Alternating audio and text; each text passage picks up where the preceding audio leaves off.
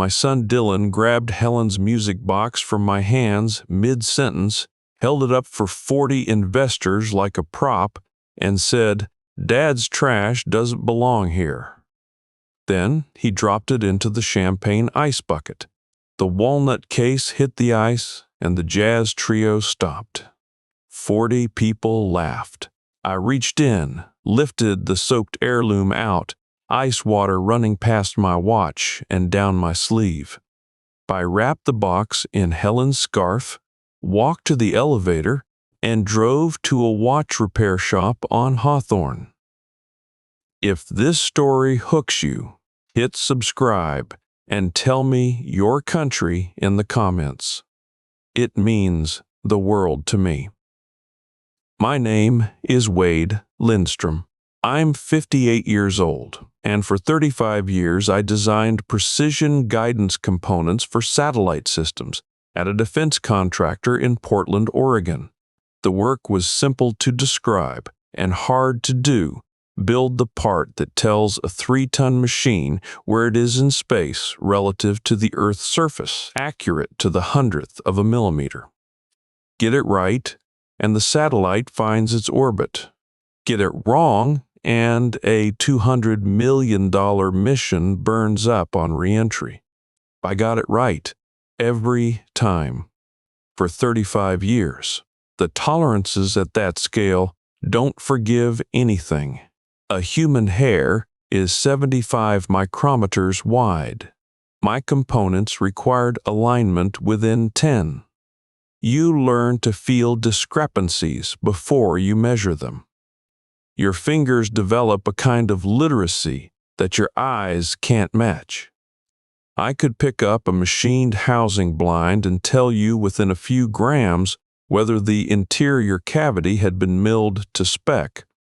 Not a party trick, just what happens when your hands handle the same class of object 10,000 times.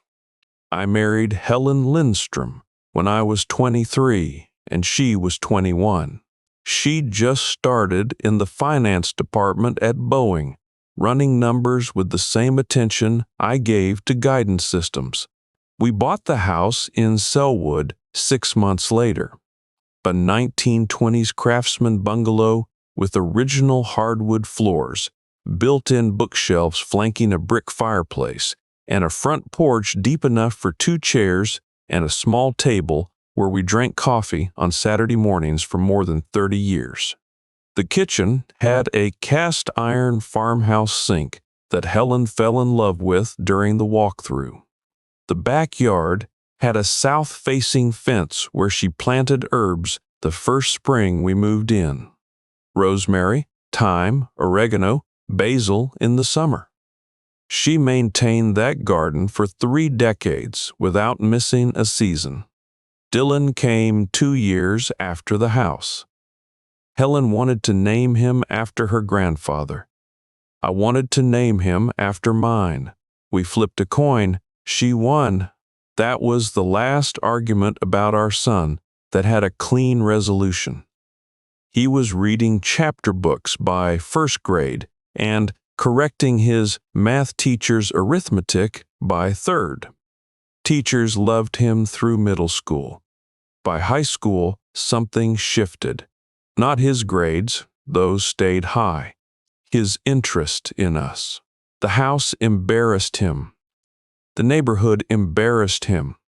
My truck in the driveway, the workshop in the garage, the fact that his mother packed his lunches instead of giving him money for the cafeteria. He started eating in the library to avoid being seen with a paper bag. I noticed. Helen noticed more. She said he'd grow out of it. I trusted her judgment on people the way she trusted mine on machines. The evidence that followed proved otherwise. The garage became my workshop the year Dylan turned 10. I'd found a broken aneroid barometer at an estate sale on Mississippi Avenue, paid $4 for it, and spent 3 weekends taking it apart, cleaning the Borden tube, recalibrating the mechanism, and reassembling it. The satisfaction of that repair was physical. Something broken, made functional again through patience and precision. I started collecting them. Aneroid, Mercury, Fitzroy, storm glasses. Each one got its own page in a leather-bound notebook where I drew the internal mechanisms by hand, documented the manufacturer, the serial number, the specific fault, and the solution. By the time Helen got sick, I had 17 barometers in various stages of restoration, lined up on workbenches alongside precision calipers, jeweler's loops, and sets of micro screwdrivers organized by head type. The workshop smelled like machine oil and walnut polish. Helen came to the door most evenings with 2 mugs of coffee. She'd lean against the frame and watch me work. "You love those barometers more than my cooking," she said once. At least the barometers never burned the pot roast. She threw a dish towel at me. My hand shot out before I could think, caught the towel an inch from the glass face of a mercury barometer from 1887. She laughed for 5 minutes straight. I can still hear the exact sound of it. Helen was diagnosed with pancreatic cancer on a Tuesday in March, almost 3 years ago. The oncologist at Providence was a tall woman with reading glasses on a chain who delivered the prognosis with practiced directness. Stage 3. Treatment options limited. Timeline measured in months, not years. I drove home and sat in the garage for 20 minutes. Then I went inside and pulled up the retirement forms on my laptop. My supervisor asked if I wanted to take leave first, think it over. I told him there was nothing to think over. 35 years was enough. Helen needed me more than the satellites did. The next 14 months, I learned a new kind of precision. Medication schedules organized in a spreadsheet on my phone. Dosage amounts, timing windows, interaction warnings, side effect protocols. I drove Helen to Providence Hospice 3 times a week for treatments that left her gray-faced and quiet on the ride home. I learned which pillows supported her back without putting pressure on the port site. I learned to make cream of wheat the exact consistency she could keep down on mornings after chemo. I read aloud to her at the hospice. Mysteries, mostly. She liked Sue Grafton. Sometimes she'd fall asleep mid-chapter, and I'd keep reading anyway because the rhythm of the words seemed to settle something in her, even unconscious. The hospice gave her a private room with a south-facing window. Helen kept an African violet on the sill. She watered it every morning she could stand, and on mornings she couldn't, she'd ask me to do it with specific instructions about soil moisture and light angle. That was Helen. Dying didn't excuse you from doing things right. The music box sat on her bedside table. It had been her grandmother's, brought from Germany in the 1920s. A walnut case with inlaid rosewood borders and a Swiss cylinder mechanism that played a Brahms lullaby. Helen's grandmother wound it for Helen. Helen wound it for Sophie. When my granddaughter Sophie visited the hospice, Helen would let her turn the brass key and listen to the melody play while the cylinder rotated behind the glass panel. Sophie called it Grandma's song. During her lucid hours, Helen worked on her laptop. I assumed she was organizing our finances. 30 years managing books at Boeing had made her compulsive about record keeping. She had spreadsheets for everything: household budgets, insurance policies, tax documents, investment accounts. I figured she was putting things in order, the way she'd put everything in order her whole life, making sure I wouldn't have to sort through chaos after she was gone. I didn't ask what she was working on. She was dying. If organizing files gave her a sense of control, who was I to interrupt that? She died on a Sunday morning in September, 14 months after the diagnosis. I was sitting beside her bed, reading the last Grafton novel, when her breathing changed. The nurse came in. Then it stopped. The African violet on the windowsill needed watering. I watered it, set the book on the bedside table, and held her hand until it went cold. I brought the music box home from the hospice along with the African violet, set it on the dresser where she used to keep her jewelry. In the weeks after the funeral, the house became a different place. Same hardwood floors, same built-in bookshelves, same brick fireplace.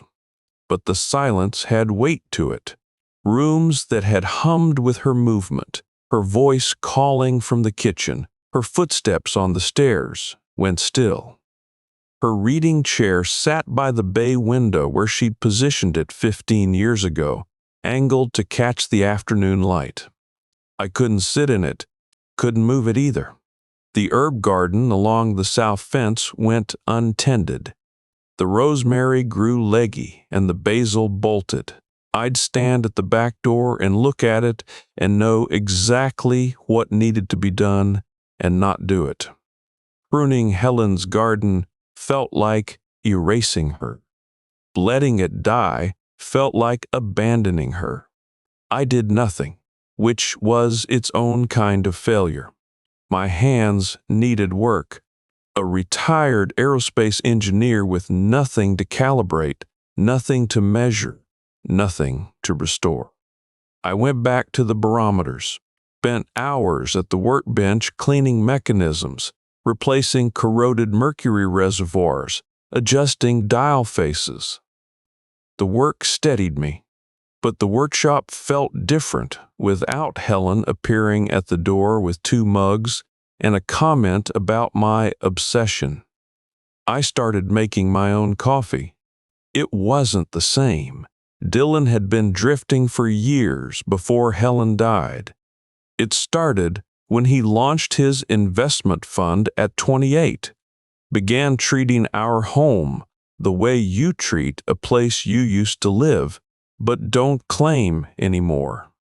He stopped coming for holidays. Thanksgiving was always an investor commitment. Christmas was a conference.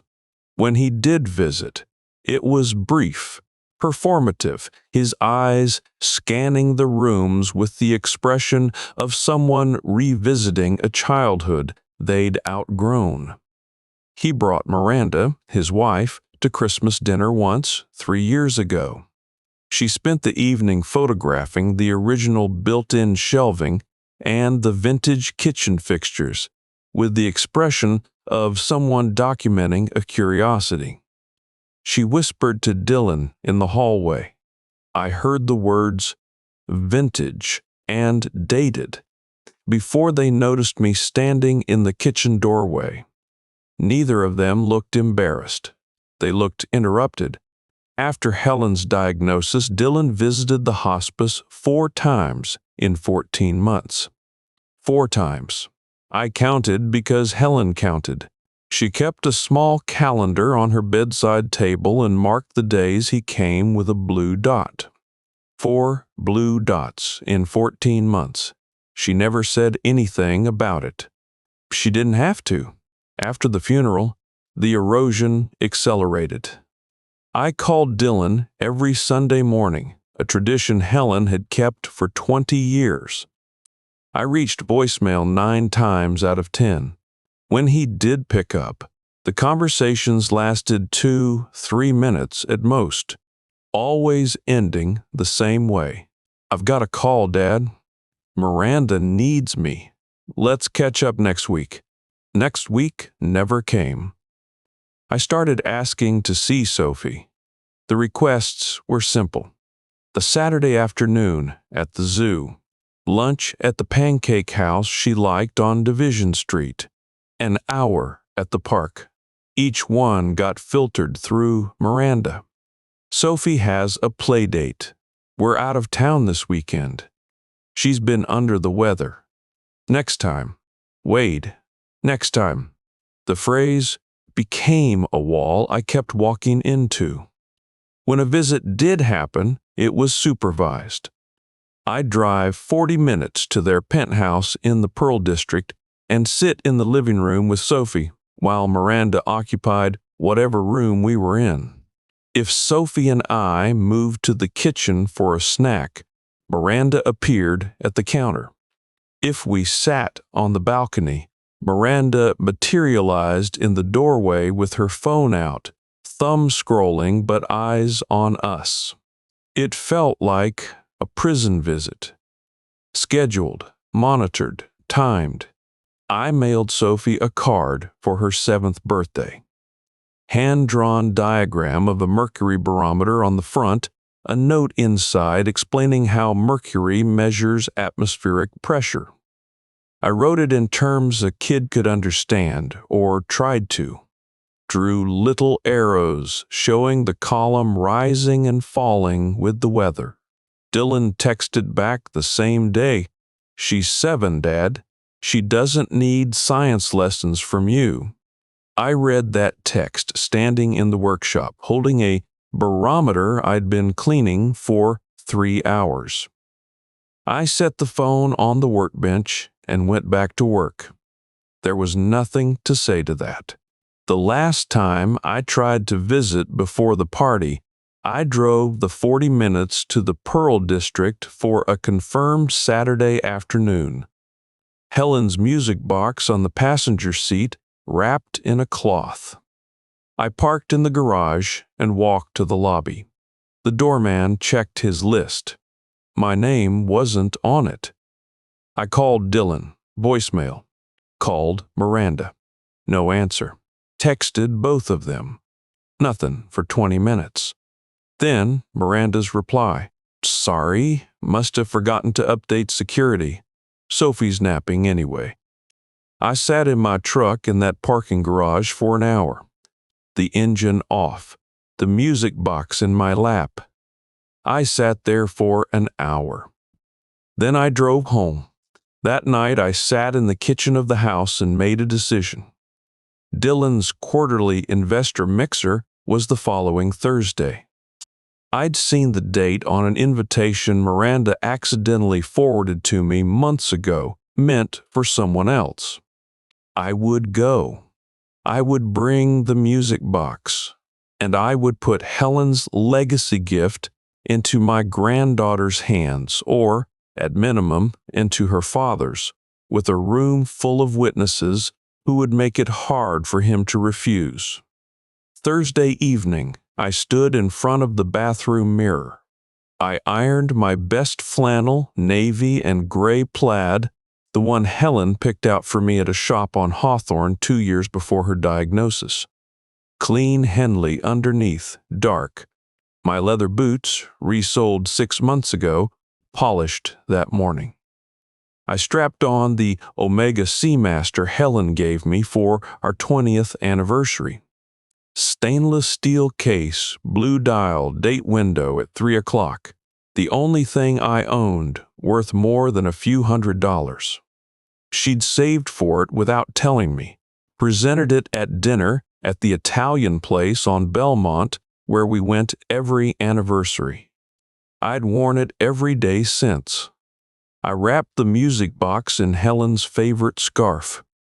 Pale blue wool with a gray border. The one she wore to our last anniversary dinner. The one that still carried the faintest trace of her perfume if I pressed my face into the fabric, which I did, standing alone in the bedroom, before folding it around the walnut case. The drive across Portland took 35 minutes. The music box sat on the passenger seat, wrapped in the scarf, secured by the seatbelt. I parked in the garage beneath the Pearl District venue and rode the elevator to the top floor. The doors opened onto floor-to-ceiling glass overlooking the Willamette River. Polished concrete underfoot. Steel beams overhead softened by uplighting. A jazz trio in the corner playing something I didn't recognize. 40 people in tailored suits holding craft cocktails, clustered in small groups around high tables. I stood at the elevator threshold in my flannel and boots, the wrapped music box under my arm. Nothing in the room belonged to anyone. The furniture, the glassware, the jazz trio, all rented for the night. Every smile looked the same way. The air smelled like expensive cologne and chilled champagne. Miranda, Dylan's wife, found me first. She crossed the floor with quick, contained steps, her face tightening as she approached. "Wade, this isn't a family event. I know. I'm here to give Sophie her grandmother's music box." "Sophie isn't here. She's with a sitter." I absorbed that. Drove 35 minutes across the city. Sophie wasn't here. She was home, and her father was here performing for 40 strangers. "Then I'll leave it with Dylan," I said. "I just need to make sure she gets it." Miranda's expression shifted, annoyance to calculation. Creating a scene in front of investors was worse than letting me walk across the room. She stepped aside without another word. I crossed the polished concrete toward the champagne station where my son stood surrounded by 4 investors holding printed booklets. My boots sounded different from every other shoe in the room. Heavier. Made for ground that wasn't level. Dylan's back was to me. He was mid-sentence, his hands moving in the practiced gestures of a man who'd given this pitch 100 times. I waited for a pause in his rhythm. When it came, I stepped forward, the music box wrapped in Helen's scarf held out in front of me. The walnut case was warm from the drive. My boots stopped on the concrete. The first Sunday after the funeral, I called Dylan at 9 in the morning. Helen had kept that tradition for 20 years. Every Sunday, 9 sharp, she'd call our son and talk for however long he'd give her. Sometimes 30 minutes, sometimes 5. She never missed. I sat at the kitchen table with my coffee and dialed. 4 rings, then voicemail. Dylan's recorded voice, professional, clipped, ending with, "Leave a detailed message and I'll return your call at my earliest convenience." I left a message, something about the house, the weather, nothing important, just a father calling his son. The next Sunday, voicemail again, and again, and again. 9 Sundays out of 10, I heard that recording. Dylan's voicemail greeting became more familiar to me than his actual voice. I started noticing details in the recording, a slight pause before earliest convenience. The way he said detailed with emphasis, as though casual messages were beneath him. I'd hang up and sit at the kitchen table and drink my coffee and think about how my son had automated the act of ignoring his father. When he did pick up, the conversations had a structure, 3 minutes or less, always ending with one of 2 phrases. "I've got a call, Dad. Miranda needs me."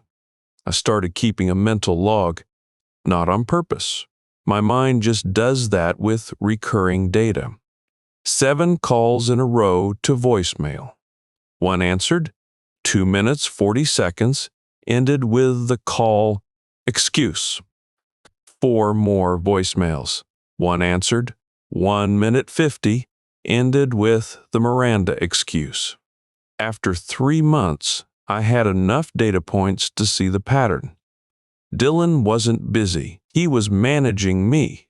scheduling me into the smallest possible window and closing it the moment I entered.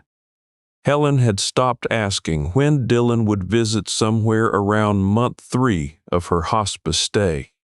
The question just vanished from her vocabulary like a word she'd decided was no longer useful. I noticed because its absence left a specific shape in our conversations, the way a missing tooth changes how you speak. She'd talk about Sophie, about the music box, about the African violet on the windowsill. Never about Dylan's schedule. I understood that silence now. She'd seen the pattern before I did. She just didn't have the time left to fight it. I asked to see Sophie. Simple requests. A Saturday at the zoo. She loved the penguins. She'd grab my hand and pull me toward the exhibit, her small fingers locked around my index finger with a grip that surprised me every time. The first zoo visit was approved. 2 hours. Miranda drove Sophie to the entrance and handed her off like a relay baton. 2 hours, Wade. I'll be back at 1. I took Sophie to the penguins. She pressed her face against the glass and narrated what each one was doing. That one's swimming. That one's sleeping. That one's looking at me, Grandpa. We got ice cream. She asked me why barometers have mercury in them, and I explained it the simplest way I could. She listened with Helen's brown eyes wide and focused. 45 minutes in, my phone buzzed. Miranda, Sophie's coming down with something. I need to pick her up early. I looked at Sophie, who was running toward the otter tank laughing. No cough, no fever, no sign of anything except a 7-year-old having a good day with her grandfather. She seems fine to me. Person. I spoke with her pediatrician this morning. He recommended rest. I'll be there in 15 minutes. Miranda arrived in 12. Sophie cried when she had to leave.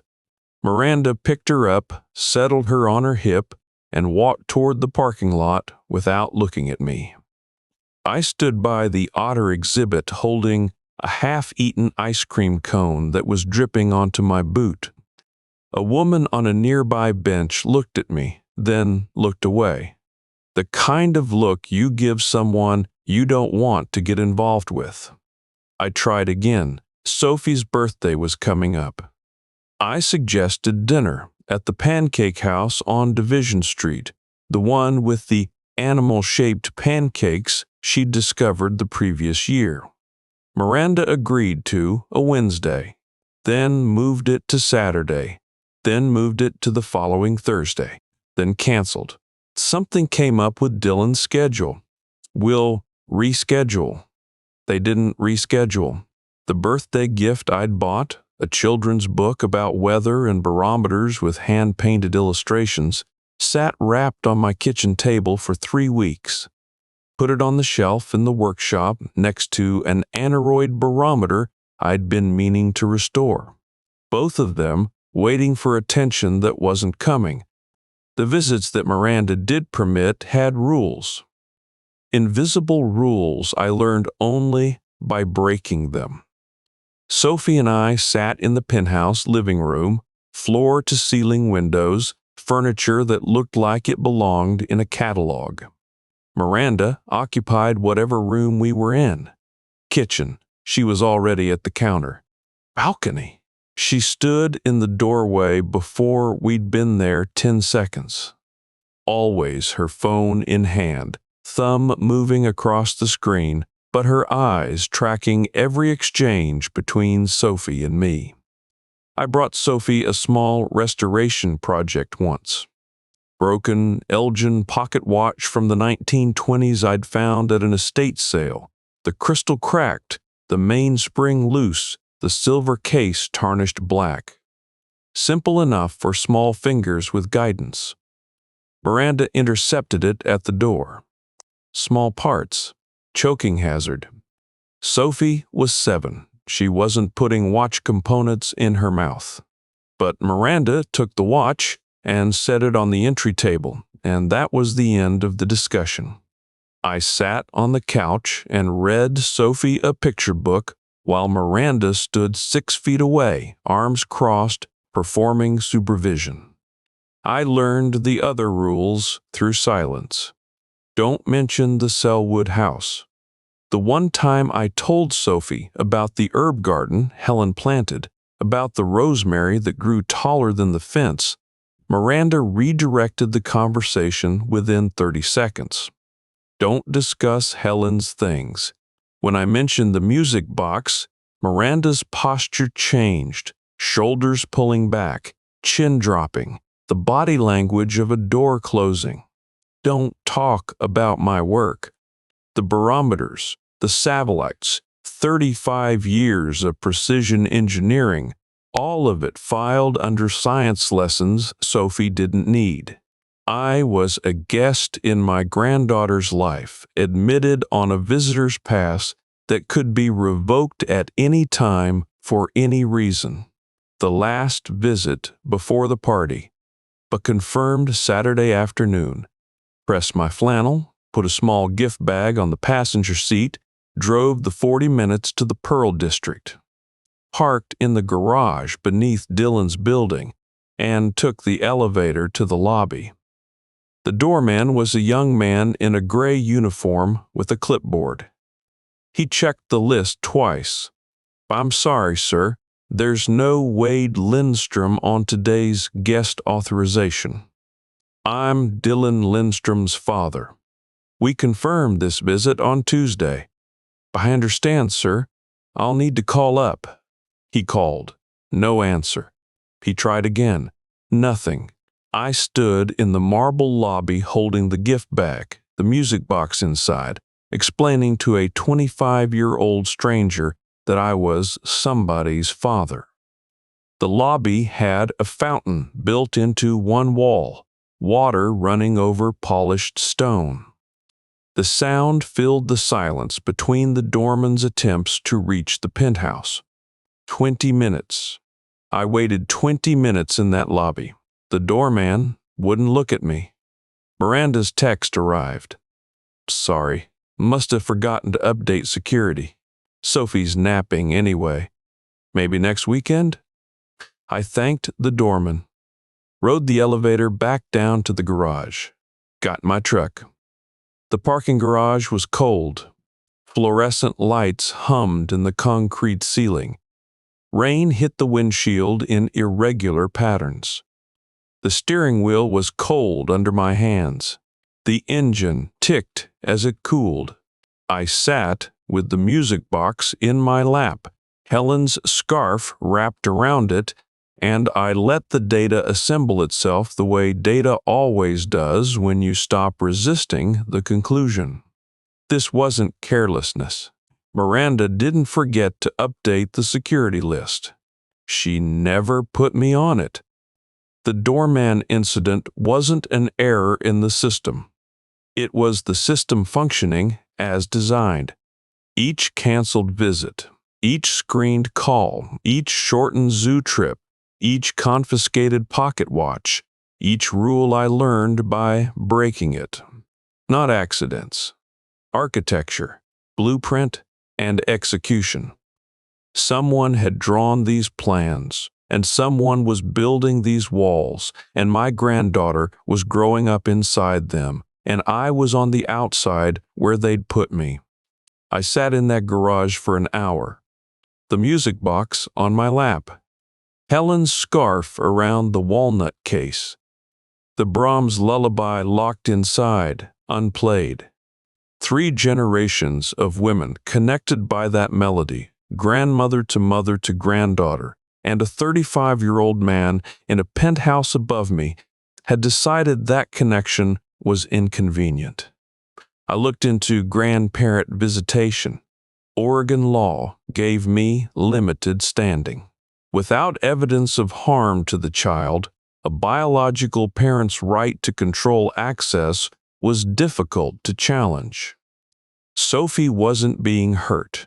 She was being curated. The law doesn't have a category for what was happening to Sophie and me. I drove home, set the music box on the kitchen table, sat down across from it, and looked at the walnut case and the rosewood inlay and the brass key that wound the cylinder. Helen's grandmother carried this box across the Atlantic in 1923. Helen played it for Sophie every visit. Sophie called it Grandma's song. Dylan's quarterly investor mixer was next Thursday. I'd seen the date on an invitation Miranda had forwarded to me months ago, meant for someone else on her contact list. A mistake, the only useful one she'd made. The party was the one place Dylan couldn't hide behind Miranda's screening. 40 investors in a room. Witnesses. A public setting where refusing a family heirloom from a dead woman to her granddaughter would require an explanation he couldn't give. I would walk into a room where I didn't belong. Flannel in a sea of tailored wool. Boots on polished concrete. An engineer among financiers. None of that mattered. The music box belonged to Sophie. Helen put it in my hands so I could put it in hers. And I was done asking permission. Dylan's back was to me. He was mid-sentence, his hands moving in the practiced gestures of a man who'd given this pitch 100 times. I stopped 3 feet from the group, close enough to speak without raising my voice. One of the investors, a man in his 60s with a silver tie clip, saw me first. His eyes went from my flannel to Dylan, trying to place the connection. The others held their cocktails at chest height like small shields. Dylan, he turned, his smile compressed, thinned, lost whatever warmth he'd been manufacturing for their benefit. His jaw tightened. A muscle in his cheek flexed. The rest of his body stayed in performance mode, shoulders open, drink in hand, posture selling confidence to people who'd paid millions for it, but his face had already started to close. "Dad," he said it flat, not a greeting, a label. I held the music box out in front of me, Helen's scarf still wrapped around the walnut case. "This is your mother's music box. Her grandmother brought it from Germany. Helen played it for Sophie every time she visited the hospice. Sophie called it Grandma's song." I kept my voice low. The words were for Dylan, not for the room. "I need you to make sure Sophie gets it." Dylan looked at the box, the way he'd look at a menu item he hadn't ordered. Something delivered to the wrong table. "You drove across town to bring this here?" "I drove across town because you don't answer your phone and your wife cancels every visit I schedule with my granddaughter." The investor with the silver tie clip shifted his weight. The woman next to him took a sip of her cocktail and looked toward the windows. People in expensive suits have a talent for pretending they can't hear things said 3 feet away. Dylan's expression shifted. The irritation underneath his performance broke through like a crack in plaster. He reached out and took the box from my hands. Not gently, the way you take something from a child who's brought the wrong toy to the wrong place. He held it in one hand, testing its weight, his thumb running over the walnut surface with the casual assessment of someone pricing a garage sale find. This couldn't wait. It's been waiting 14 months. He turned to his investors. The crack in his expression sealed itself. His smile widened, reshaped, became something he could wear in front of people who were paying attention. "My father thinks this is show and tell," he said. Polite chuckles from the cluster. The man with the tie clip managed a thin smile. The woman looked at her drink. The two younger investors laughed because Dylan laughed, the same reflex that made them nod when he showed them quarterly returns. I reached for the box. "Give it back, Dylan." He pulled it away, held it behind his hip like a kid playing keep-away on a playground. Except this wasn't a playground, and the thing in his hand had been on Helen's bedside table the morning she died. "Dad's trash doesn't belong here." He said it to the room. Not to me. His voice carried across the concrete floor, bounced off the glass walls, cut through the jazz trio's muted brushstrokes. 40 people heard it. The piano player's left hand paused for half a beat. The upright bass player glanced toward the champagne station. Dylan lifted the music box to shoulder height, held it over the crystal Waterford ice bucket, and opened his hand. The walnut case dropped into the ice and bottles. The impact sent water splashing across the white tablecloth, darkening the linen in a spreading pattern like a bruise. Champagne bottles clinked against crystal. Ice cubes scattered across steel. The box, wedged between two bottles of Veuve Clicquot, half submerged, ice water soaking into the rosewood seams. Water splashed Dylan's sleeve, and he stepped back, brushing at the fabric with an expression of mild annoyance, as though the box had done something rude. The jazz trio stopped for one full beat. The drummer's brush froze on the snare. Then they picked up the melody again, the way musicians do when something happens in the room that isn't their problem. 40 investors watched. Most of them laughed. Not hard, not mean, not the way people laugh at something funny. The way people laugh when the host of a party makes a joke and the social mathematics of the room require a response. A few looked at their drinks. A few looked at me. 3 or 4 turned away, interested in the view of the Willamette River through the glass walls, choosing to pretend they hadn't seen what they'd seen. I noted the faces, not on purpose. My mind catalogs information during stress, the same way it catalogs component specifications during a build, automatic, compulsive, filed for later. The man with the tie clip wasn't laughing. He was watching Dylan with an expression I recognized from quality review meetings when someone's numbers didn't add up. The woman beside him had put her drink down. 2 younger men near the bar were laughing too hard, performing amusement they didn't feel, the way junior employees mirror their boss's reactions.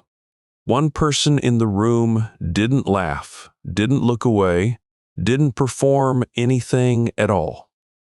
A woman standing near the far end of the bar, mid-50s, silver hair cut short, wearing a dark blazer over a simple blouse. Evelyn Marchetti. I didn't know her name then. I knew her expression. The way her drink had lowered to her side and stayed there. The way her eyes found mine across 40 feet of floor and held without flinching. She'd lost someone.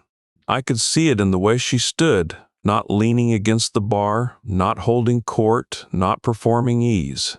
Standing the way you stand on a platform you've measured and found unstable. Weight-centered, nothing leaned on, ready for the shift. I looked away from her and stepped toward the ice bucket.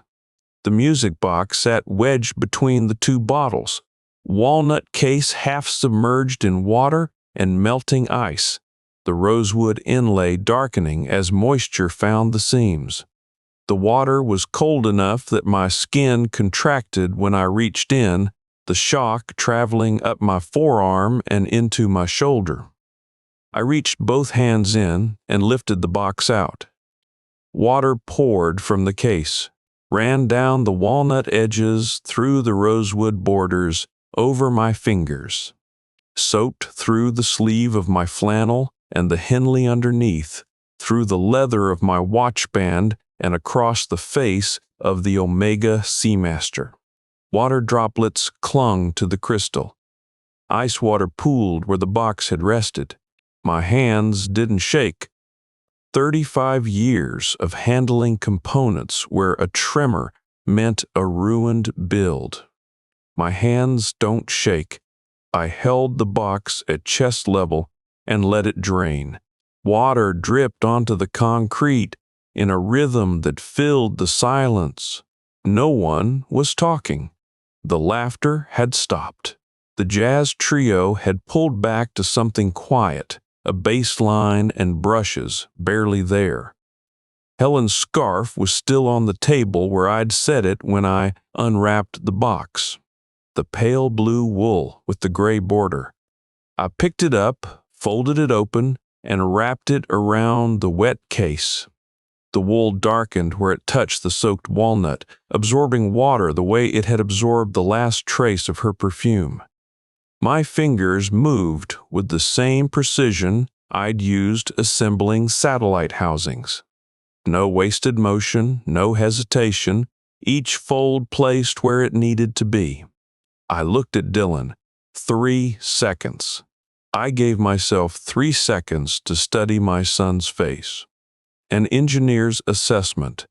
The same kind of measurement I'd taken 10,000 times on 10,000 components, checking whether a thing was built to spec or had been fabricated wrong from the start.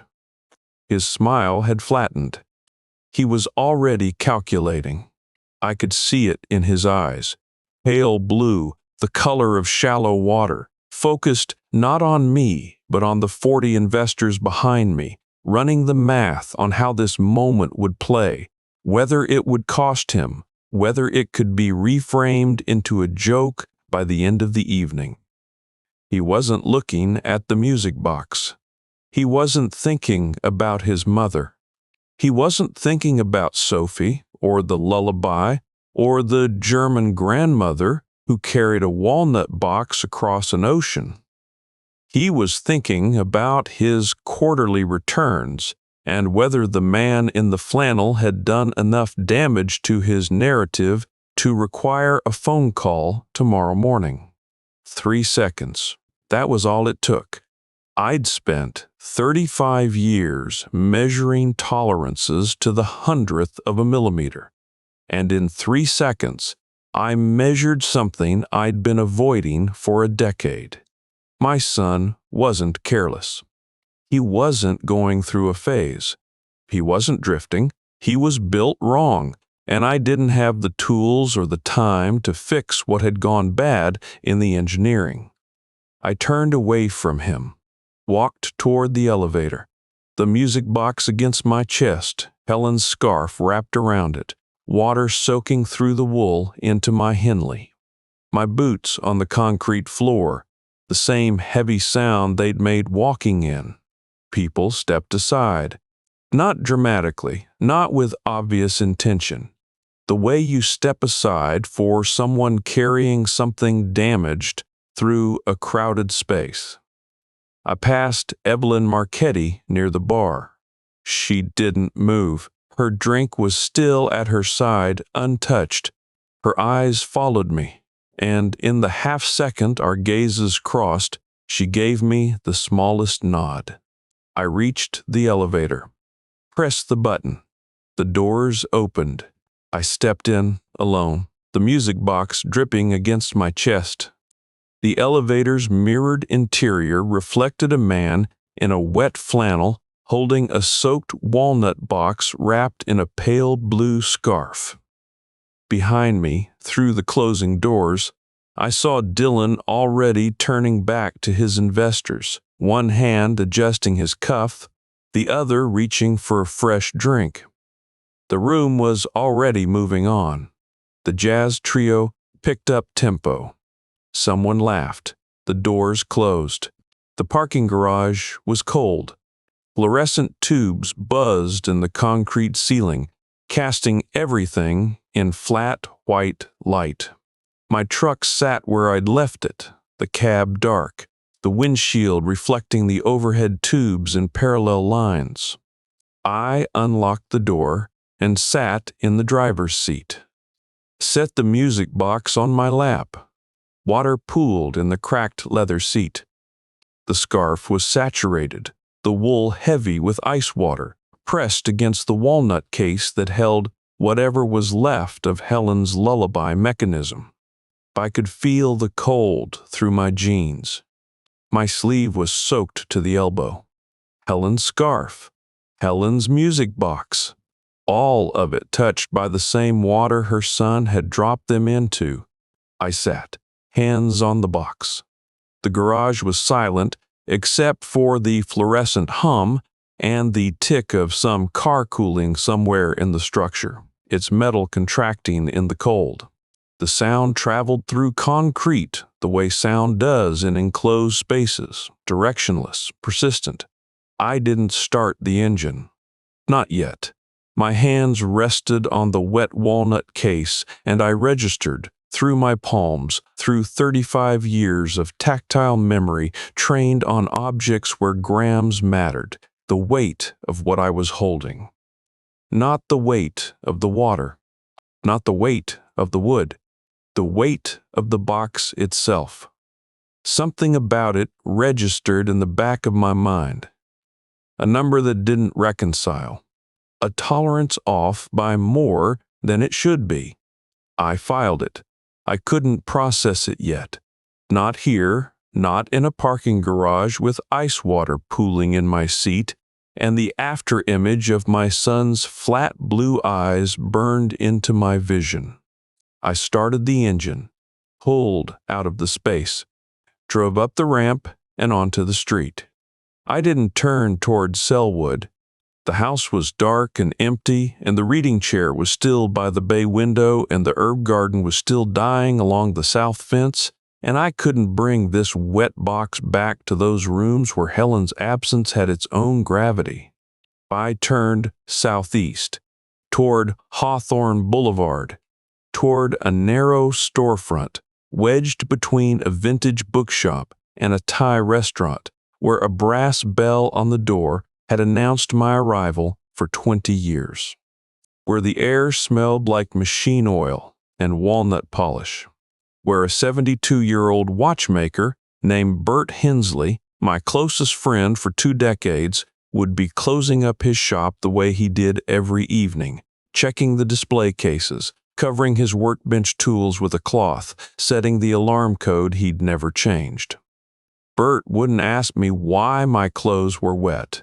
He wouldn't ask me why I was carrying a soaked music box at 9 o'clock on a Thursday night. He'd lock the front door, put the percolator on, and wait for me to talk. That was 20 years of friendship. You don't explain, you show up. The other person reads the data. Portland moved past the windows.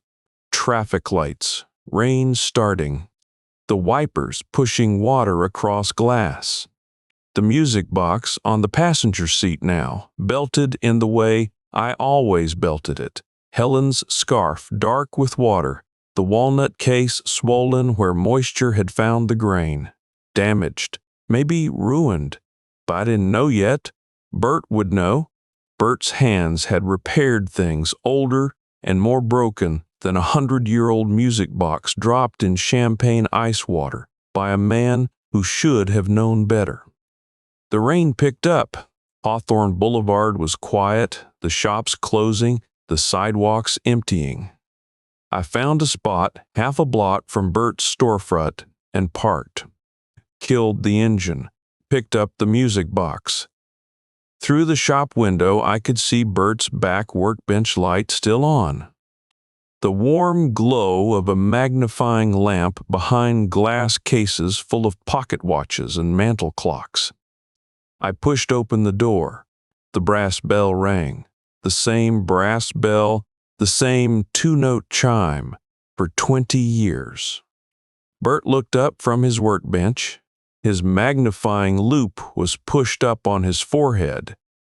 His hands held a pair of spring tweezers over an open watch case. He looked at me, then at the wet box in my arms, then back at my face. He set the tweezers down, walked to the front door, locked it, walked to the back counter, and turned on the percolator. Then he sat down and waited. The percolator coughed and settled into its rhythm. The smell of cheap coffee mixed with machine oil and walnut polish, the air of Bert's shop thick with it, and I sat in the wooden chair beside the back workbench and let the warmth of the room do what the parking garage couldn't. My flannel was soaked from the chest down. The Henley underneath clung to my skin. Water still dripped from my sleeve onto the hardwood floor in a pattern that slowed as the wool dried. Bert set 2 mugs on the workbench. The dented percolator was older than our friendship. He'd bought it at a yard sale the same year I brought my first barometer through his door, and in 20 years neither of us had suggested replacing it. He poured without asking how I took it. He knew, I told him, the words came out in order, the way I'd report a systems failure at the plant.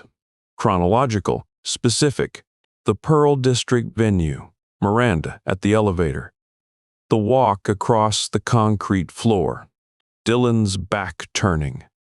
The music box held out, the pitch of his voice when he said it, the sound the walnut case made hitting ice, the laughter, the silence after the laughter.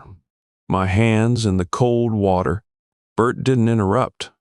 He held his mug at chest level and watched me the way he watched a movement he was diagnosing, taking in the whole mechanism before touching any single part.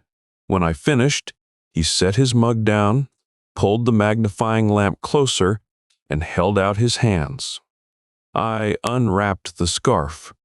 The pale blue wool came away from the walnut case with resistance. The fibers stuck to the swollen grain.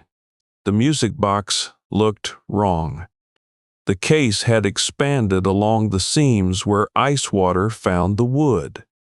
The rosewood inlay borders had darkened 2 shades, the contrast with the walnut almost gone. Moisture pooled in the joints. The brass fittings had a dull sheen, oxidation already forming. Bert turned the box in his hands. His fingers traced the seams the way mine traced component housings, reading with touch what eyes might miss. The cylinder's going to need a full dry out, he said. If water got to the pins, some of them might be corroded. The comb should be fine, steel. But the dampeners on the governor will need replacing. Can you save it? I can save the mechanism. The case is going to scar. Water damage in walnut, once it sets, you're left with marks. He didn't say anything about the rest of it. About Dylan, about the party, about a man in a flannel being laughed at by 40 people in suits. That wasn't how Bert worked. He processed information through his hands, and the thing in front of him that needed fixing was the music box. So that's where he started. He unlatched the brass hinges and lifted the lid. The cylinder mechanism sat in its cradle, the steel pins catching lamplight where water droplets clung. Bert took a strip of chamois from a drawer and laid it flat. With a jeweler's screwdriver no thicker than a pencil lead, he loosened the retaining screws and lifted the cylinder free. Set it on the chamois. Did the same for the comb, the governor, the spring barrel. Each piece laid out in order, the way he laid out every mechanism he disassembled, left to right, sequence preserved. I watched his hands work, 72 years old, and his fingers moved with the same economy they'd had when I first walked through that door with a broken mantel clock in a cardboard box. No wasted motion, no hesitation. Each tool picked up, used, and returned to the same spot on the bench. Something nagged. It had started in the parking garage.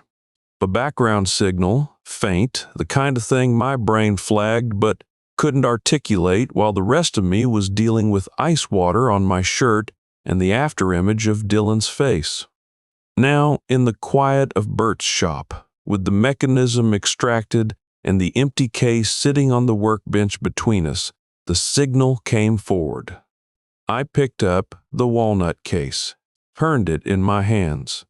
The wood was swollen, heavier than it should be from the water absorption. But water weight distributes through grain. It doesn't concentrate. The case should have been heavier overall, uniformly, the way a sponge gets heavier when you soak it.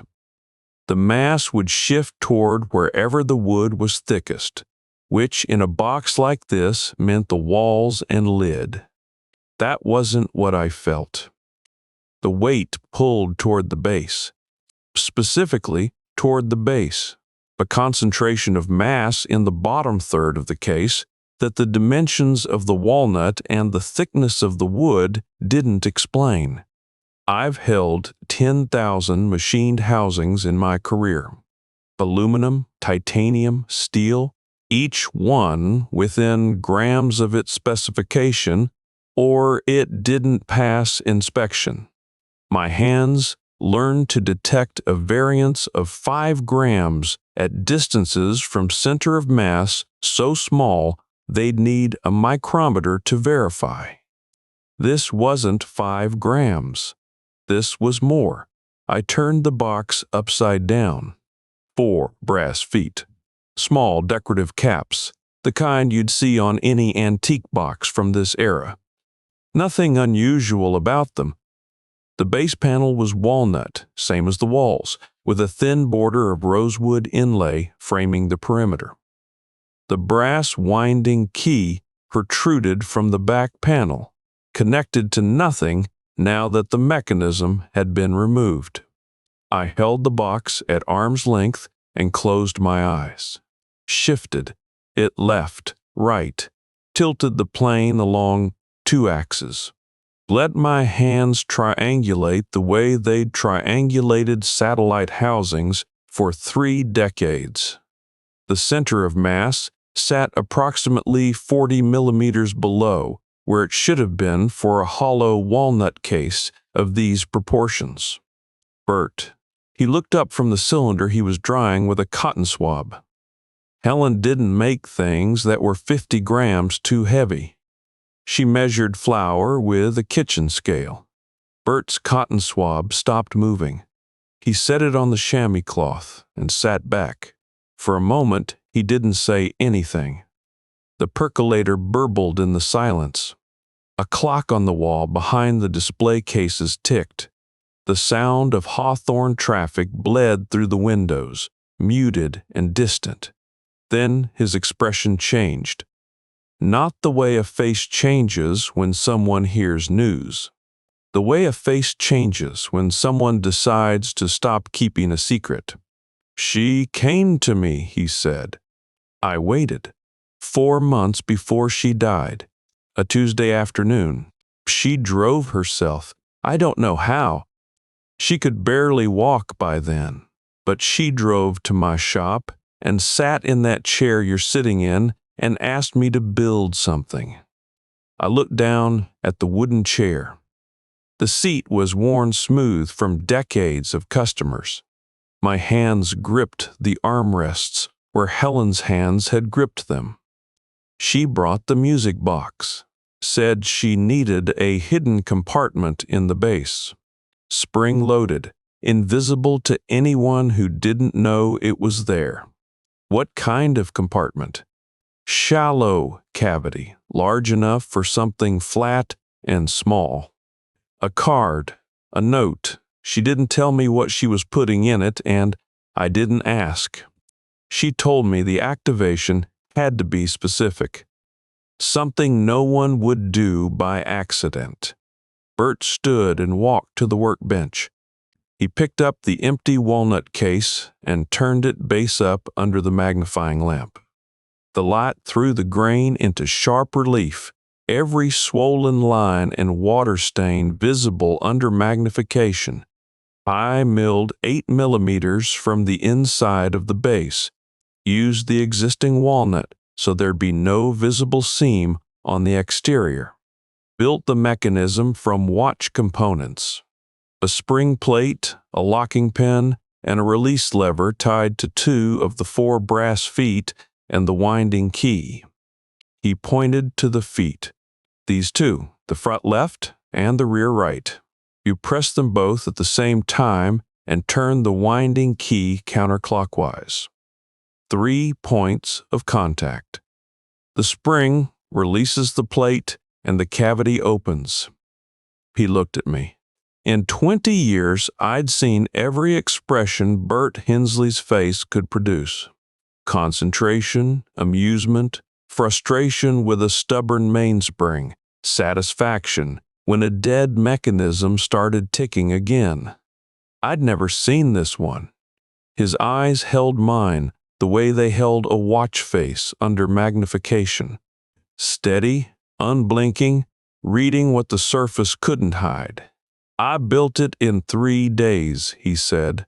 She picked it up on a Friday, sat right there, and tested the mechanism 4 times. When she was satisfied, she put something inside and closed it. She left the shop and I never saw her again. The percolator made a sound like a cough. Neither of us moved toward it. I took the box from Bert's hands, held it base up under the lamp, found the 2 brass feet he'd indicated, front left, rear right, positioned my thumbs on both. The brass was cold and wet from the ice water, but the feet were solid, machined with care. My right hand found the winding key on the back panel. Counterclockwise, Bert said. I pressed both feet and turned the key. The mechanism resisted for a quarter turn, then engaged. A click, small, precise. The sound a watch case makes when the back pops free. A steel plate shifted inside the base, sliding 3 millimeters to the left, and a section of the bottom panel dropped open on a concealed hinge. A shallow cavity, 8 millimeters deep, lined with the same walnut as the exterior. Inside, a microSD card, the standard kind you'd buy at any electronics store, taped to a folded sheet of cream-colored stationery with a strip of clear adhesive. The compartment was dry. Sealed walnut and paper, that's what it smelled like. Months of sitting on my dresser, the drive to the party, the ice bucket, none of it had penetrated. Bert's work held. His hands were on the workbench, palms flat, fingers spread, motionless. In 20 years of watching those hands disassemble and rebuild movements older than both of us, I'd never seen them stop. Bert's hands were always moving, adjusting, measuring. They didn't go still. They didn't know how, but they were still now. I reached into the cavity. My fingers touched the stationery first. The paper was thick, textured, the kind Helen bought at the stationery shop on Alberta Street for letters she considered important. The microsed card was taped to the back, a small black rectangle no bigger than my thumbnail. I peeled both free and set the card on the workbench under the lamp. I unfolded the note. Helen's handwriting. Blue ink from her Pelican fountain pen, the one she kept in the top drawer of her desk. The cursive was precise, each letter formed with the controlled spacing of someone who'd written financial reports by hand before Boeing went digital. The lines were straight despite having no ruled paper to guide them, no tremor in the strokes, no evidence of the disease that was killing her when she wrote this. The first line. For when he betrays you, too. 6 words. I read them, and the shop went silent. The clock stopped ticking, or I stopped hearing it. The traffic on Hawthorne dissolved. Bert's breathing, the percolator, the hum of the magnifying lamp, all of it fell away. Just Helen's blue cursive on cream paper and 6 words that rearranged 14 months of grief into a different shape. 2. When he betrays you too, meaning he'd already betrayed her, meaning she knew. All those hours on her laptop in the hospice room, the spreadsheets I thought were household budgets, the files I assumed were insurance documents, the organized efficiency I attributed to a dying woman putting her affairs in order. All of it had been something else. I read the rest. Below the opening line, her handwriting shifted from personal to professional. The same transition I'd seen in her Boeing reports. The header warm and addressed to a person, the body precise and addressed to the facts. She wrote that during her illness, while reviewing their financial picture, she'd pulled Dylan's quarterly investor statements from the family files. Standard documents, the kind a parent keeps when their child manages money.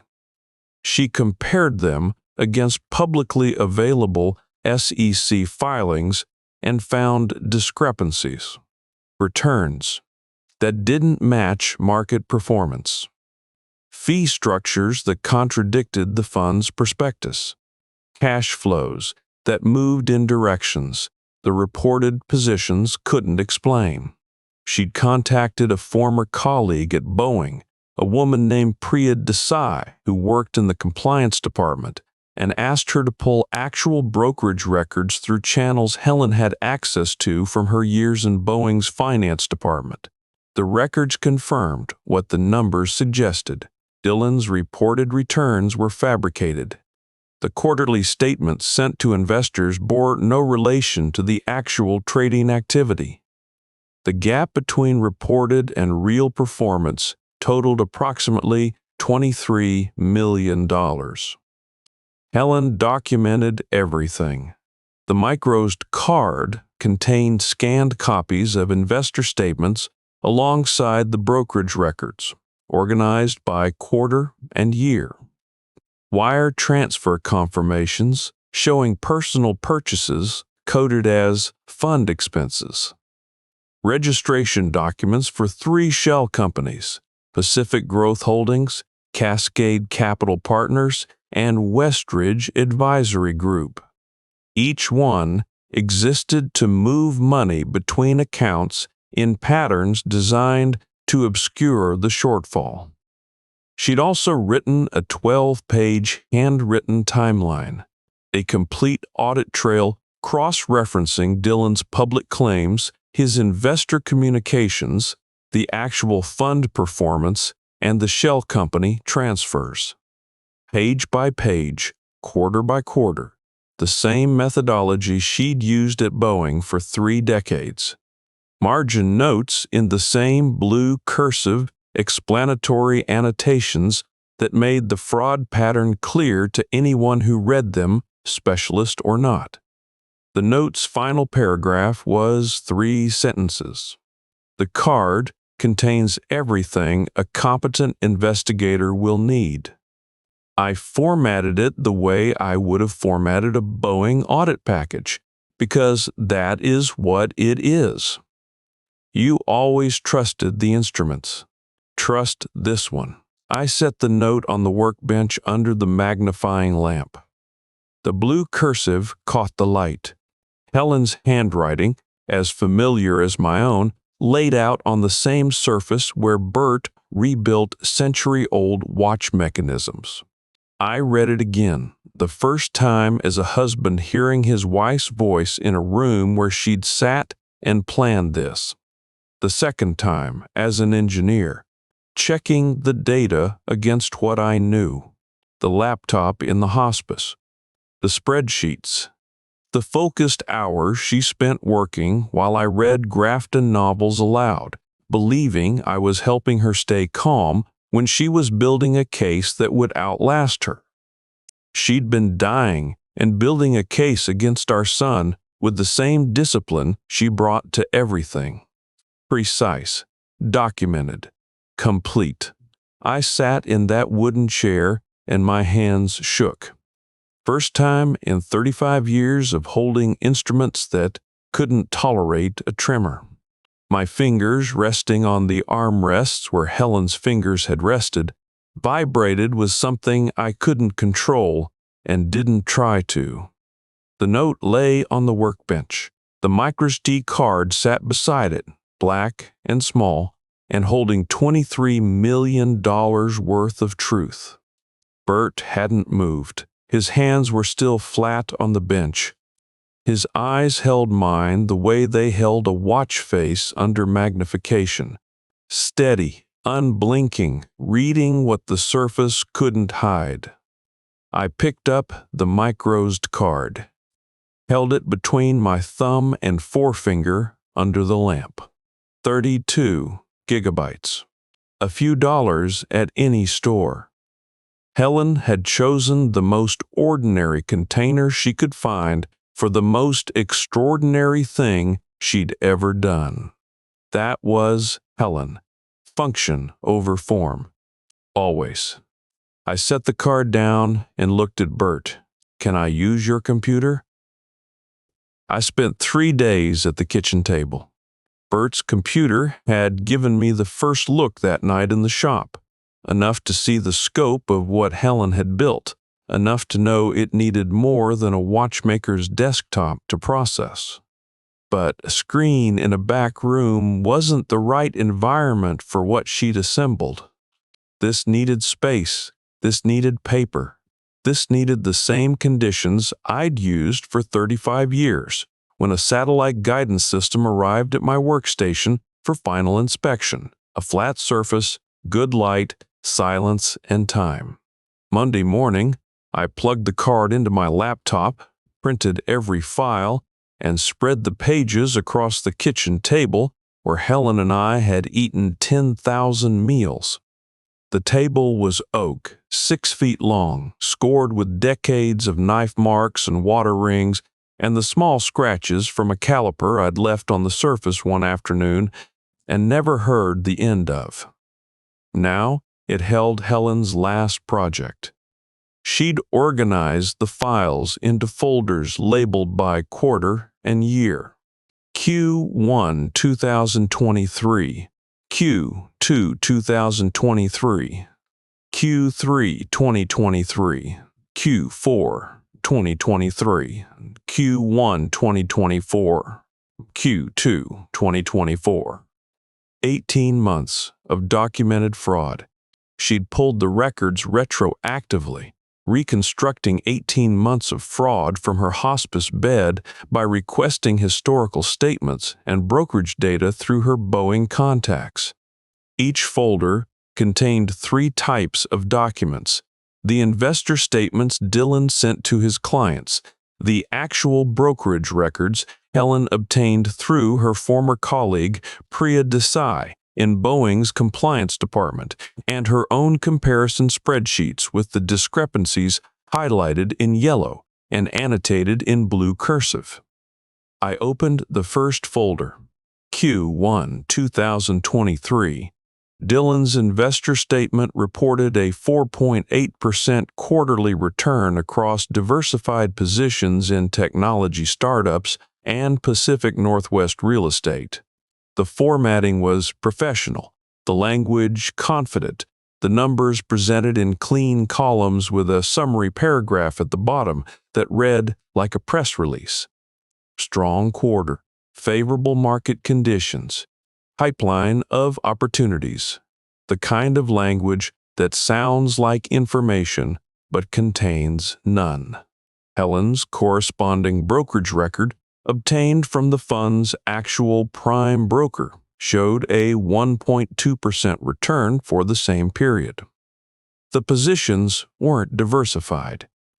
They were concentrated in 3 speculative trades, 2 of which had lost money. The fund's actual performance was a third of what Dylan reported. Helen's spreadsheet laid the two documents side by side. Yellow highlights on every divergent number. Blue cursive in the margin, reported 4.8%.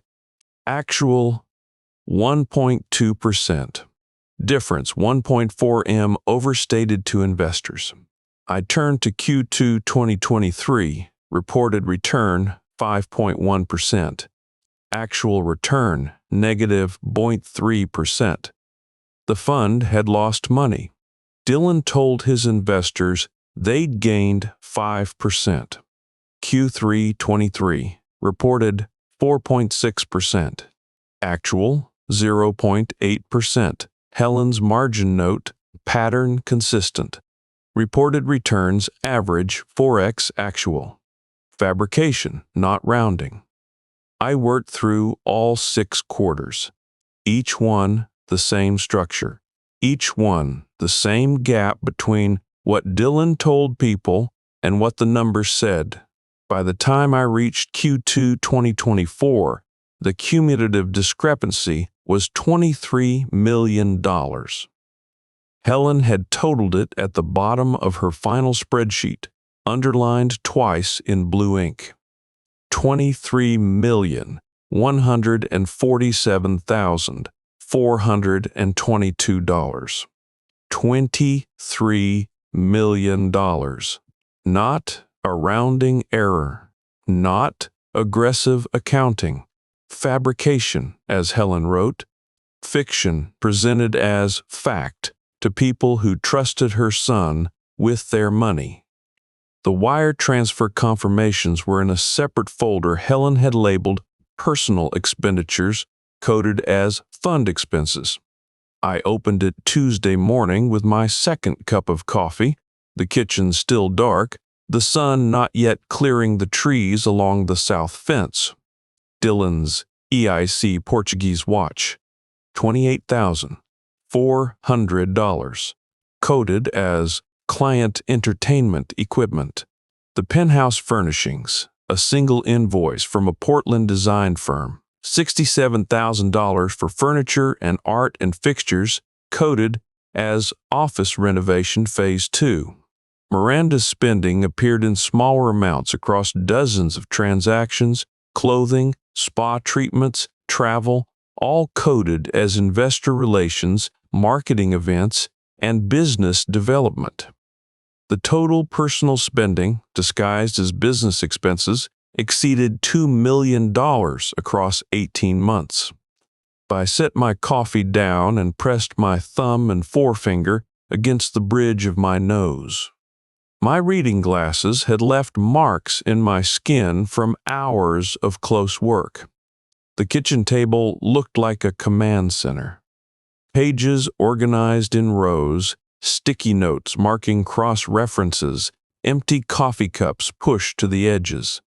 The same organized chaos my workstation had held during satellite builds when a system required full teardown and inspection. Helen's documentation of the shell companies occupied the third folder: Pacific Growth Holdings, Cascade Capital Partners, Westridge Advisory Group, 3 LLCs registered in 3 different states, each one created within months of the others, each one with a different registered agent, but the same beneficial owner, Dylan Lindstrom. Helen had pulled the registration documents from state filings, printed each one, and mapped the money flows between them in a diagram that covered 2 sheets of paper taped together. The diagram looked like a circuit schematic.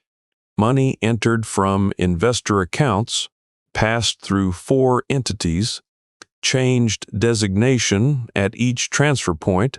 Investor capital became consulting fees, became equipment purchases, became real estate deposits, became personal withdrawals.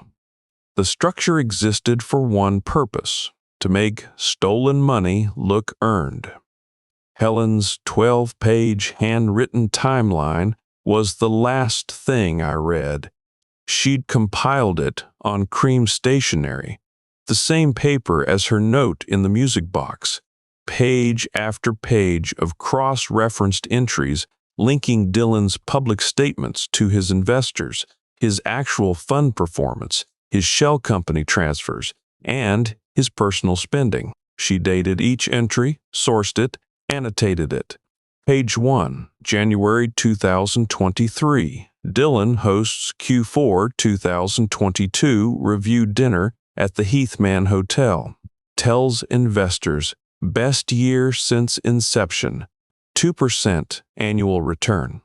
Actual annual return per brokerage records, 6.1%.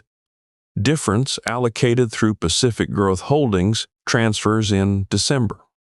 Page 6. September 2023. Dylan purchases IWC Portuguese at Turno.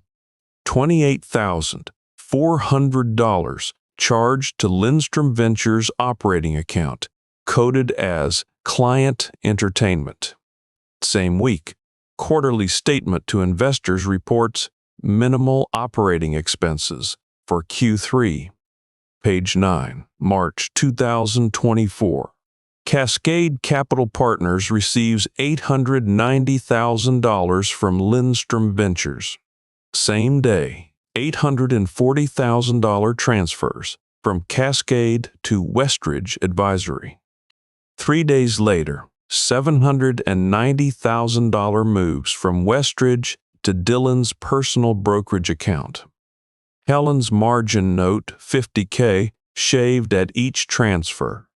Shell company fees to himself. I read all 12 pages. Then I read them again. Then I sat at the kitchen table with my hands spread on the oak surface and my eyes closed and let the data settle.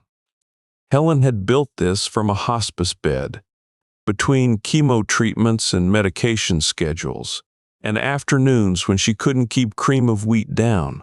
She'd pulled financial records, compared them against broker statements, traced shell company transfers, and documented everything with the discipline of a 30-year Boeing audit veteran. She'd done it while I sat beside her reading mysteries aloud, believing I was the one taking care of her. She was taking care of me, one last time. Wednesday morning, I made my decision. I sat with my coffee in the kitchen, the evidence organized in Helen's folders on the table, the music box on the counter where Bert had returned it after drying and restoring the mechanism. I looked at the folders. I looked at the box. Helen's note said to trust the instruments. The instruments said my son had stolen $23 million from people who trusted him. The instruments didn't have opinions. They had measurements. I set my coffee down. Dylan would face federal charges, securities fraud, up to 25 years. Sophie's father in a courtroom. My son in handcuffs. Picked up the coffee again. It had gone cold. I closed my eyes. Held that knowledge in my chest the way you hold a component you're about to install in a system that will launch into orbit. Once placed, no retrieval, no adjustment, no reversal. I opened my eyes and picked up Helen's folders. The leather satchel was in the front closet, brown, worn soft at the corners, the brass buckles gone to verdigris. I'd carried engineering specifications in that satchel for 35 years. Guidance system blueprints, test results, inspection reports, documents that determined whether $200 million missions succeeded or failed. The satchel had done that work. It could do this.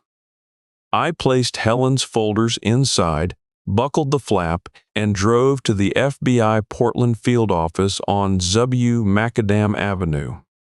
The building was federal concrete and glass, no ornamentation, the kind of architecture that announces its purpose through the absence of charm. I parked in the visitor lot and walked through the front entrance carrying the satchel. The reception area had a metal detector, a security desk, and a young man in a blue blazer who asked me to state my business. I have financial evidence of securities fraud, I said. I need to speak with someone in your financial crimes unit. He made a call. 15 minutes later, a woman met me in the lobby. Agent Carla Ruiz. Early 40s, 5'6", dark hair pulled back, wearing a charcoal blazer over a white shirt. No jewelry except a watch. Her handshake lasted 1 second. She turned and walked without checking whether I followed. She led me to the 3rd floor, down a corridor with fluorescent lighting and institutional carpet, into a windowless interview room with a metal table, 4 chairs, and recording equipment mounted in the ceiling corner. The hum of the recording equipment filled the dead space between the walls. The room smelled like cleaning solution and recycled air. "Have a seat, Mr. Lindstrom." I sat. Set the satchel on the table. Ruiz sat across from me, a yellow legal pad and a pen in front of her. "You mentioned securities fraud at reception. Who are you reporting?" "My son, Dylan Lindstrom. He runs an investment fund called Lindstrom Ventures." Her pen stopped. She looked at me. I knew what she was seeing. A 58-year-old man in a flannel shirt and boots sitting in a federal interview room accusing his own child of financial crimes. Civilians brought fraud tips to the FBI every week. Most of them brought theories, suspicions, printouts from the internet, grudges dressed up as evidence. What makes you believe your son is committing fraud? Professional, neutral, the tone of someone managing expectations. I unbuckled the satchel and placed Helen's folders on the metal table. 6 quarterly folders, organized chronologically. The comparison spreadsheets. The wire transfer confirmations. The shell company documentation. The 12-page timeline. I arranged them left to right, the way Bert arranged watch components on his bench. Sequence preserved. My wife compiled this evidence before she died of pancreatic cancer 14 months ago, I said. She spent 30 years as a financial controller at Boeing. She found these discrepancies while reviewing our family's finances during hospice care. Ruiz picked up the first folder, Q1 2023. She opened it, scanned the investor statement, then the brokerage record, then Helen's comparison spreadsheet. Her eyes moved across the highlighted discrepancies and the blue cursive annotations. She set the folder down and picked up the second one. Q2 2023. Same process. Statement, record, comparison. By the 3rd folder, her posture had changed. She'd been sitting back, professional distance, the physical language of skepticism. Now she leaned forward. Her left hand held the folder open, while her right hand took notes on the legal pad. Short, fast strokes. She reached the timeline. Page 1, she read in full. Page 2, she turned slowly. By page 3, she set her pen down. "Where did your wife obtain the brokerage records?" "A former colleague at Boeing, Priya Desai, Compliance Department." Helen had access to industry financial databases through her professional contacts. And the shell company registrations, state filings, public records. Helen pulled the incorporation documents and traced the fund flows between them. Ruiz flipped to Helen's 2-page money flow diagram. She held it under the fluorescent light and studied the arrows connecting the three LLCs. Her finger traced the path. Lindstrom Ventures to Pacific Growth. Pacific Growth to Cascade Capital. Cascade to Westridge. Westridge back to personal accounts. The $50,000 shave at each transfer. "Tell me everything," she said. "From the beginning," I told her. Helen's diagnosis. The 14 months of hospice care. The music box on her bedside table. The laptop she worked on during lucid hours. Her death. Dylan cutting me off from Sophie. The investor party. The ice bucket. Driving to Bert's shop on Hawthorne. The weight discrepancy. The hidden compartment. The microst card. The note. "For when he betrays you, too," Ruiz wrote without looking up. When I finished, she set her pen down and squared the legal pad on the table. "Mr. Lindstrom, this evidence package is more organized than most submissions I receive from licensed forensic accountants." She had 30 years of practice. Ruiz nodded. "Here's what happens next. We'll conduct a forensic examination of the microSD card itself. File creation dates, metadata timestamps, digital signatures. We need to confirm authenticity and rule out any possibility of tampering or post-creation alteration." She created the files on her personal laptop during hospice care. Standard software. She wouldn't have known how to alter metadata if she'd wanted to. We'll also issue subpoenas to Lindstrom Ventures banks and prime brokers. We obtain the original records independently and compare them against what your wife documented. If the records match, the discrepancies she identified become federally verified. How long? 3 weeks, possibly less. During that time, I need you to maintain normal behavior. No contact with your son about this. No indication that an investigation exists. I haven't spoken to my son since the party. That won't change. Ruiz collected the folders and squared them into a stack. She pulled a business card from her blazer pocket and slid it across the table. "We'll be in touch." I drove home, parked in the driveway, sat in the truck for a minute, hands on the wheel, looking at the Sellwood Craftsman where Helen and I had lived for 35 years. The front porch with its 2 chairs, the bay window where her reading chair sat empty. Then I went inside. 3 weeks. I went back to the barometers. The routine of it, disassembly, cleaning, recalibration, reassembly, gave my hands work while my mind held still. I restored a Negretti and Zamber aneroid from the 1890s that had been sitting on the bench for 6 months, its Borden tube corroded, its dial face stained with a century of humidity. I cleaned each component and hung the finished instrument on the workshop wall next to the others. Function restored through patience.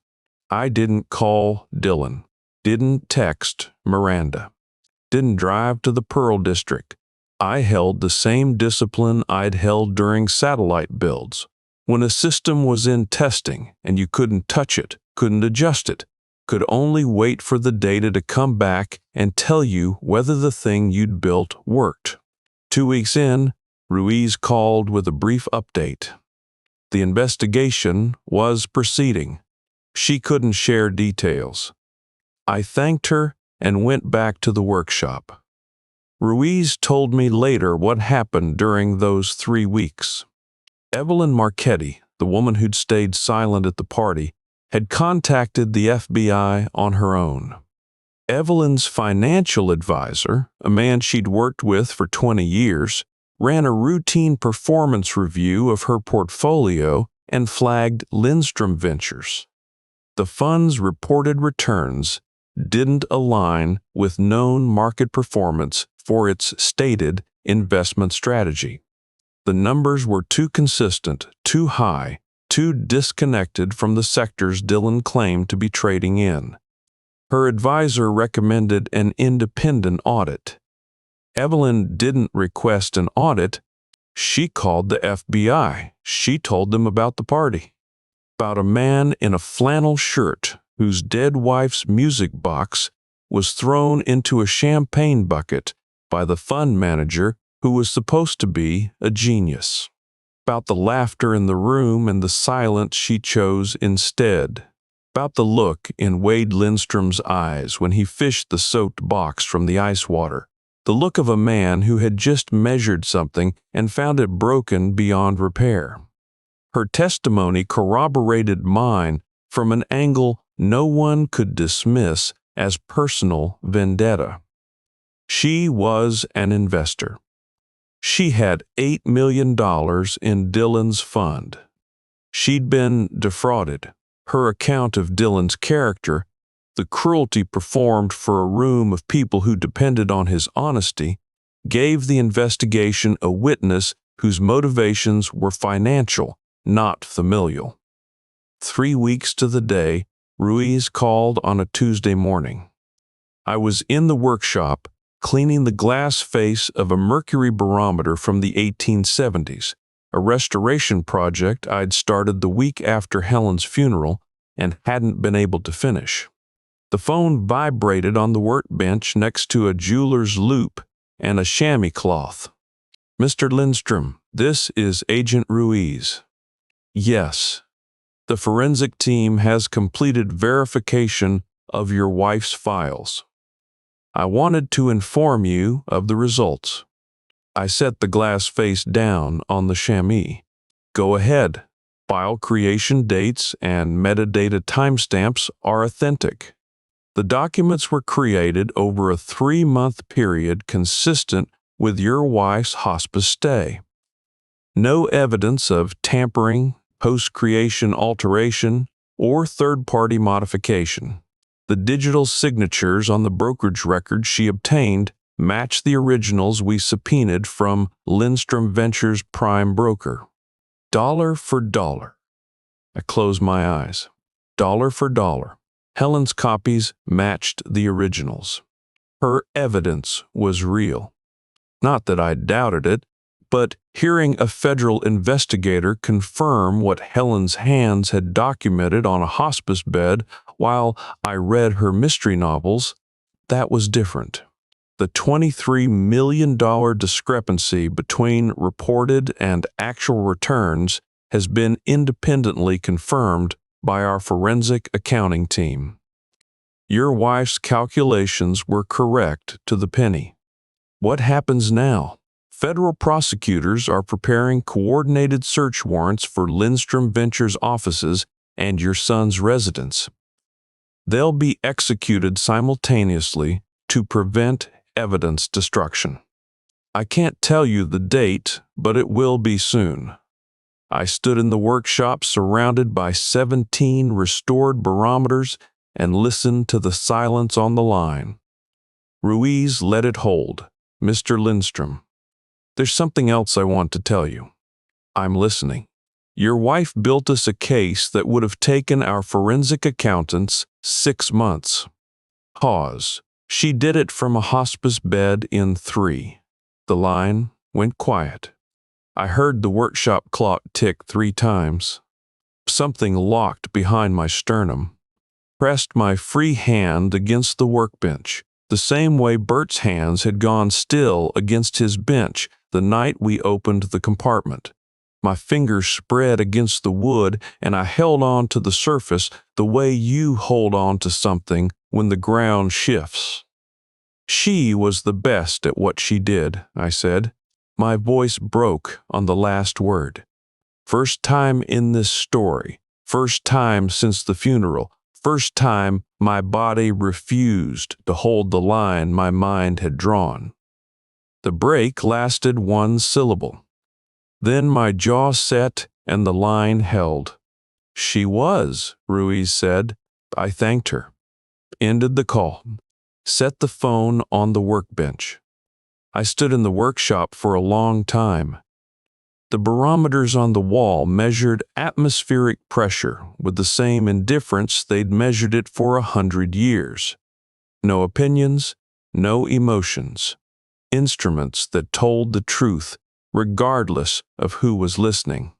Helen had built one last instrument, loaded it with data, hidden it in a music box, and trusted me to deliver it to the right hands. I walked through the house to the living room.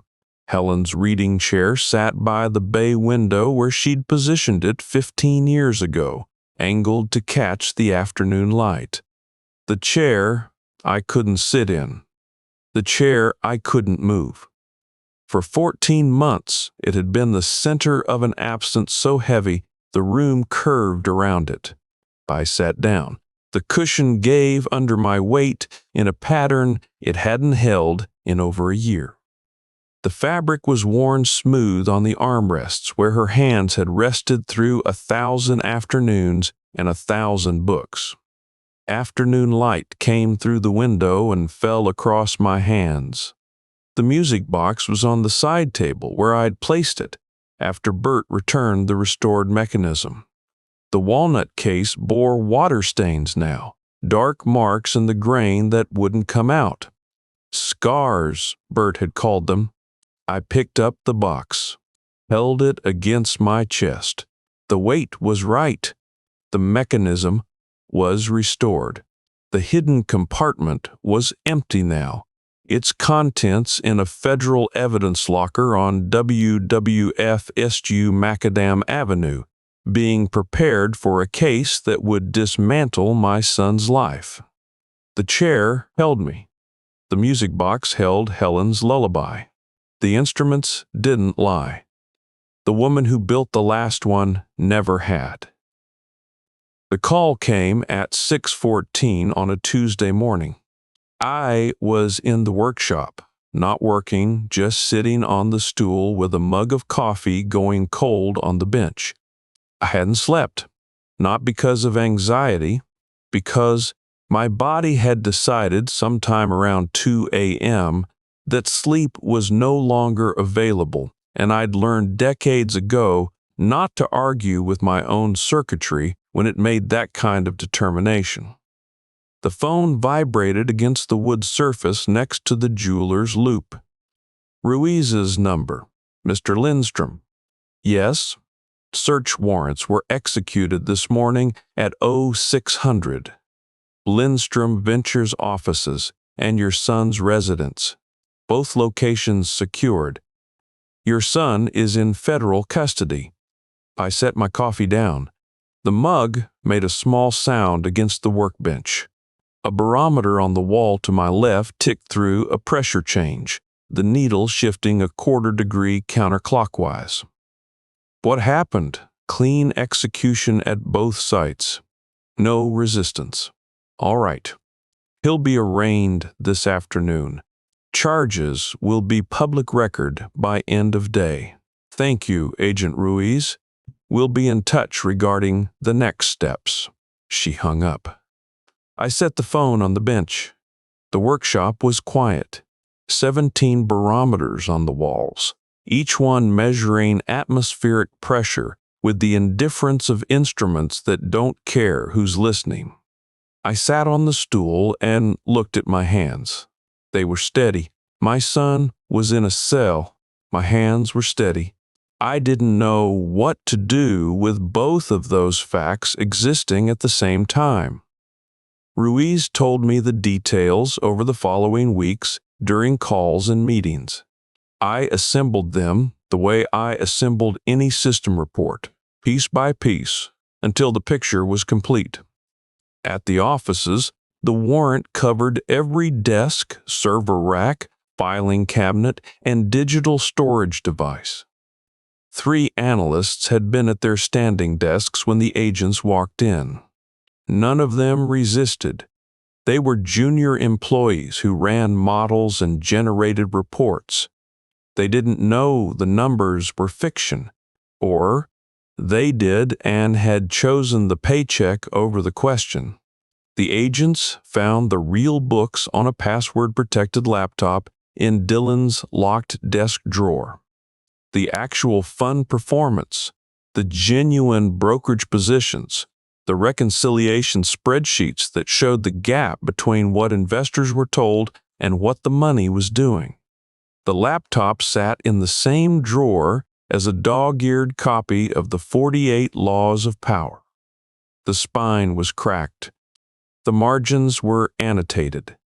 The only book in the office Dylan had read cover to cover, and the only one he kept hidden. The glass case in the reception area held signed first editions: Peter Thiel, Ray Dalio, Warren Buffett, books bought for display, never opened. Their spines were pristine.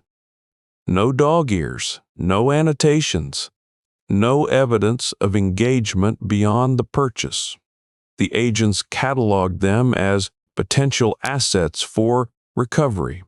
A signed first edition of 0 to 1, displayed as a trophy by a man who'd built nothing. The Bloomberg terminal on Dylan's desk displayed real-time market data for sectors he hadn't traded in over 2 years. The screen glowed in the early morning light as agents boxed files around it. A performance of finance without the substance. The terminal was a prop, like the first editions, like the quarterly mixers, like the jazz trio and the craft cocktails, and the penthouse venue with the glass walls overlooking the river. At the penthouse, agents knocked at 6 a.m. Dylan answered the door in his robe. His hair was uncombed. No product, no styling, no careful arrangement of the image he'd spent a decade constructing. For the first time in his adult life, my son looked like what he was, a 33-year-old man standing in a doorway with nothing between him and the world he'd been performing for. They read him his rights in the foyer. Miranda stood in the hallway behind him, arms crossed, watching. Ruiz described her expression to me later, during one of our follow-up calls, and the word she used was calculation. Not shock, not grief, not confusion. Miranda watched her husband get handcuffed with the expression of someone running numbers on a new situation, determining what it cost her and what she could salvage. The charges were specific. Securities fraud under Title 18 U-Up, SCC Section 1348, up to 25 years upon conviction.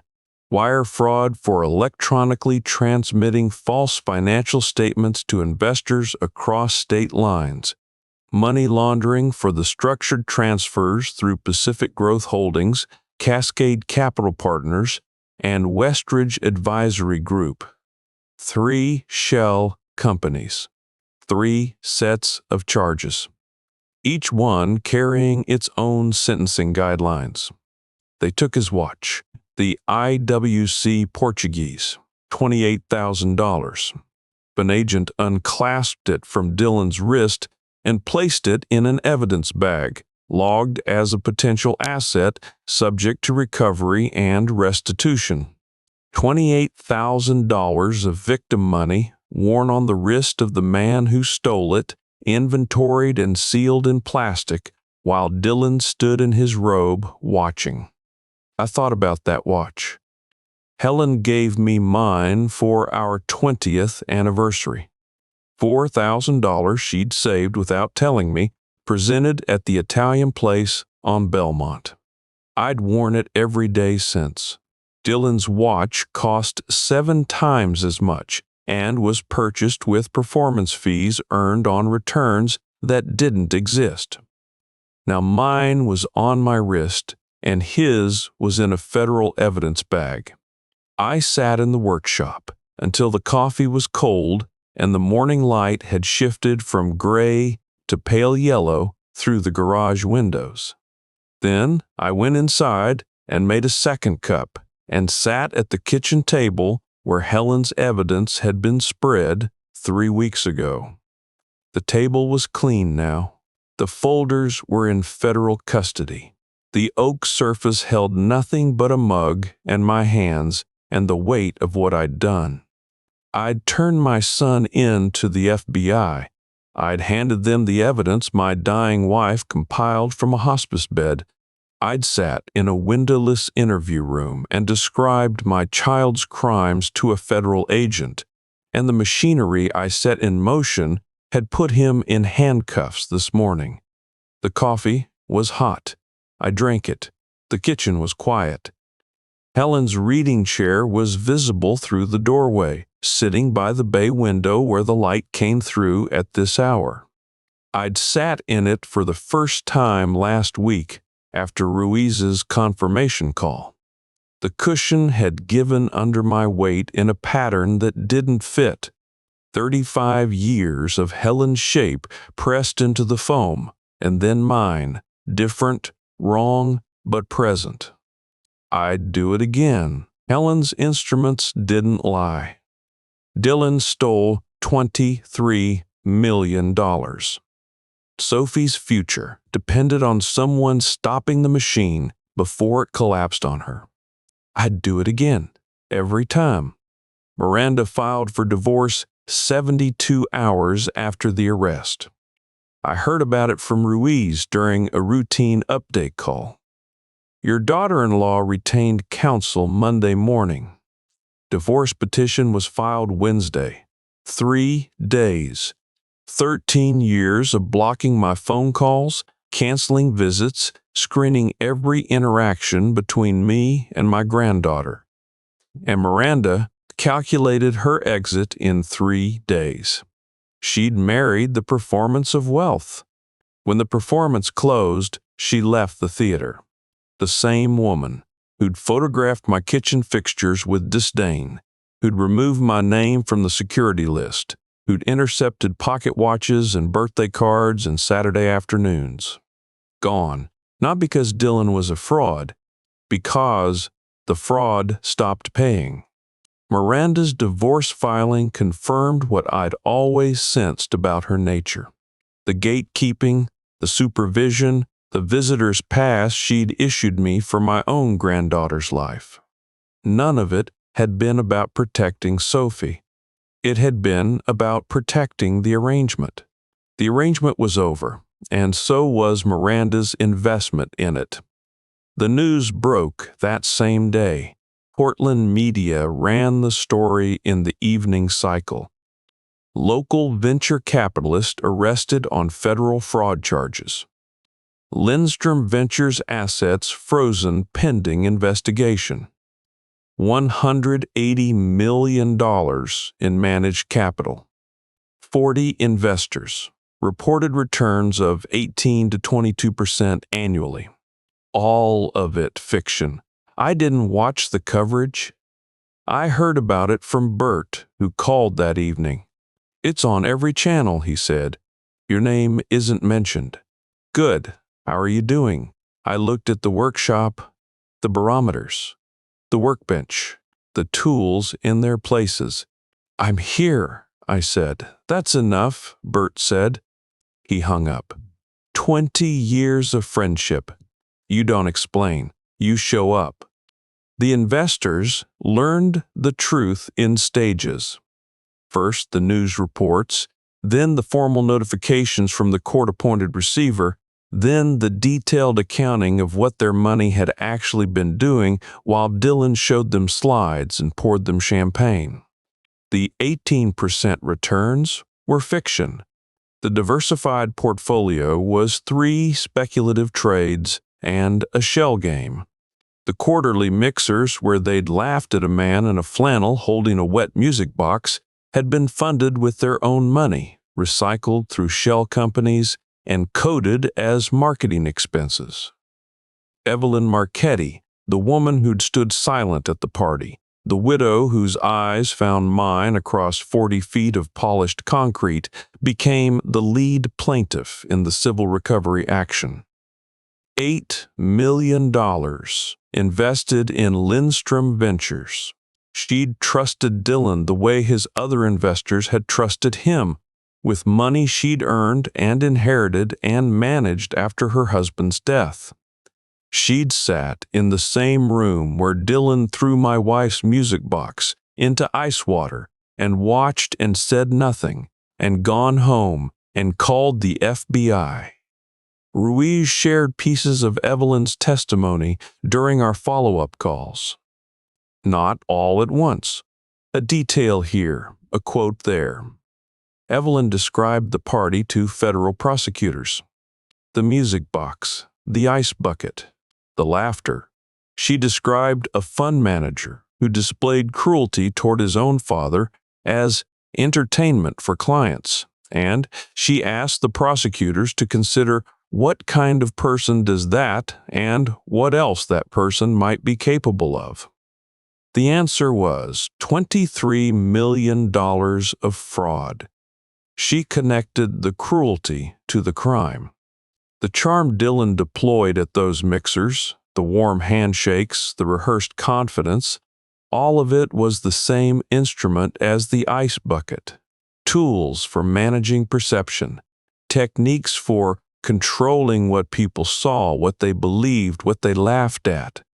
The court-appointed receiver began liquidating fund assets, office equipment, furniture, the Bloomberg terminal, the signed first editions, sold at auction, the books Dylan never read, bought by people who might. The lease on the 14th floor office terminated, the space cleared, cleaned, and listed for the next tenant.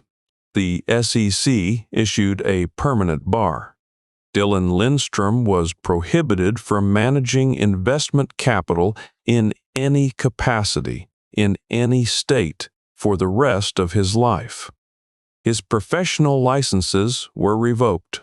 The credentials he displayed in his office, certifications framed and hung where clients could see them, were pulled from the walls by federal agents, filed as evidence of a career that had been performance from the start. The penthouse venue where he'd hosted those quarterly mixers, where 40 investors had watched him drop a dead woman's music box into ice water, hosted someone else's event the following weekend. A corporate retreat. Different caterer, different music, different name on the booking. The venue didn't care whose party it served. The polished concrete looked the same as it had that night. It didn't care whose boots had crossed it. Everything in Dylan's life had been rented. I hadn't understood that until I watched it all go back. Dylan's defense attorney filed motions. Suppression of evidence. Challenges to the warrant. Questions about the chain of custody for Helen's files. Ruiz told me about each one during our calls, her voice carrying the flat, professional tone of someone watching a process unfold as expected. His attorney is competent, she said, but the evidence is complete. Your wife's files match our independent verification to the penny. The metadata is clean. The brokerage records are subpoenaed originals. There's no angle of attack that holds. And Marchetti's testimony, she'll be the prosecution's strongest witness. She saw your son's character before she knew about the fraud. The jury will understand what that means. I understood what it meant. Evelyn Marchetti could stand in front of 12 people and describe a man who humiliated his grieving father for laughs, and then those same 12 people would review the financial evidence and see the same cruelty applied to numbers instead of people. Dylan's charm and Dylan's fraud were the same thing.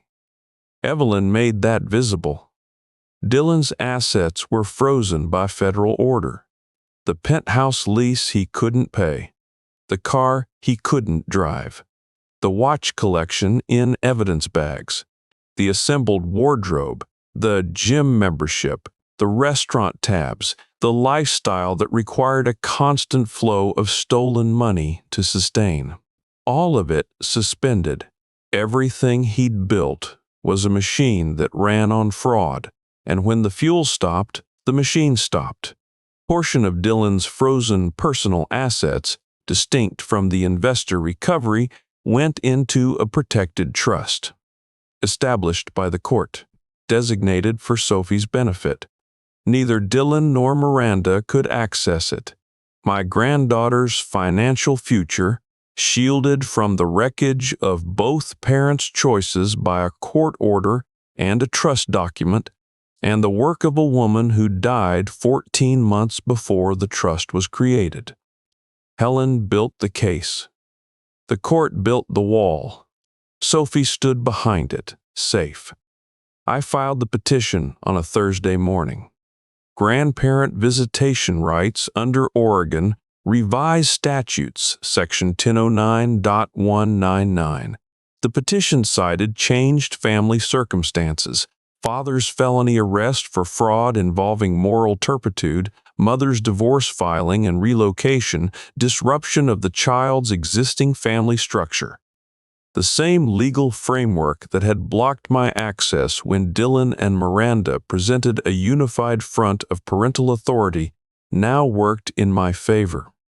The front had collapsed. The authority was gone. The family court judge reviewed the petition, Dylan's criminal status, Miranda's divorce filing, and a statement from Sophie's school counselor noting that the child had been asking about her grandfather. The hearing lasted 40 minutes. The judge granted expanded visitation every other weekend, alternating holidays, legally enforceable. I sat in my truck in the courthouse parking lot holding the signed court order. A single page, legal language, case numbers, the judge's signature at the bottom.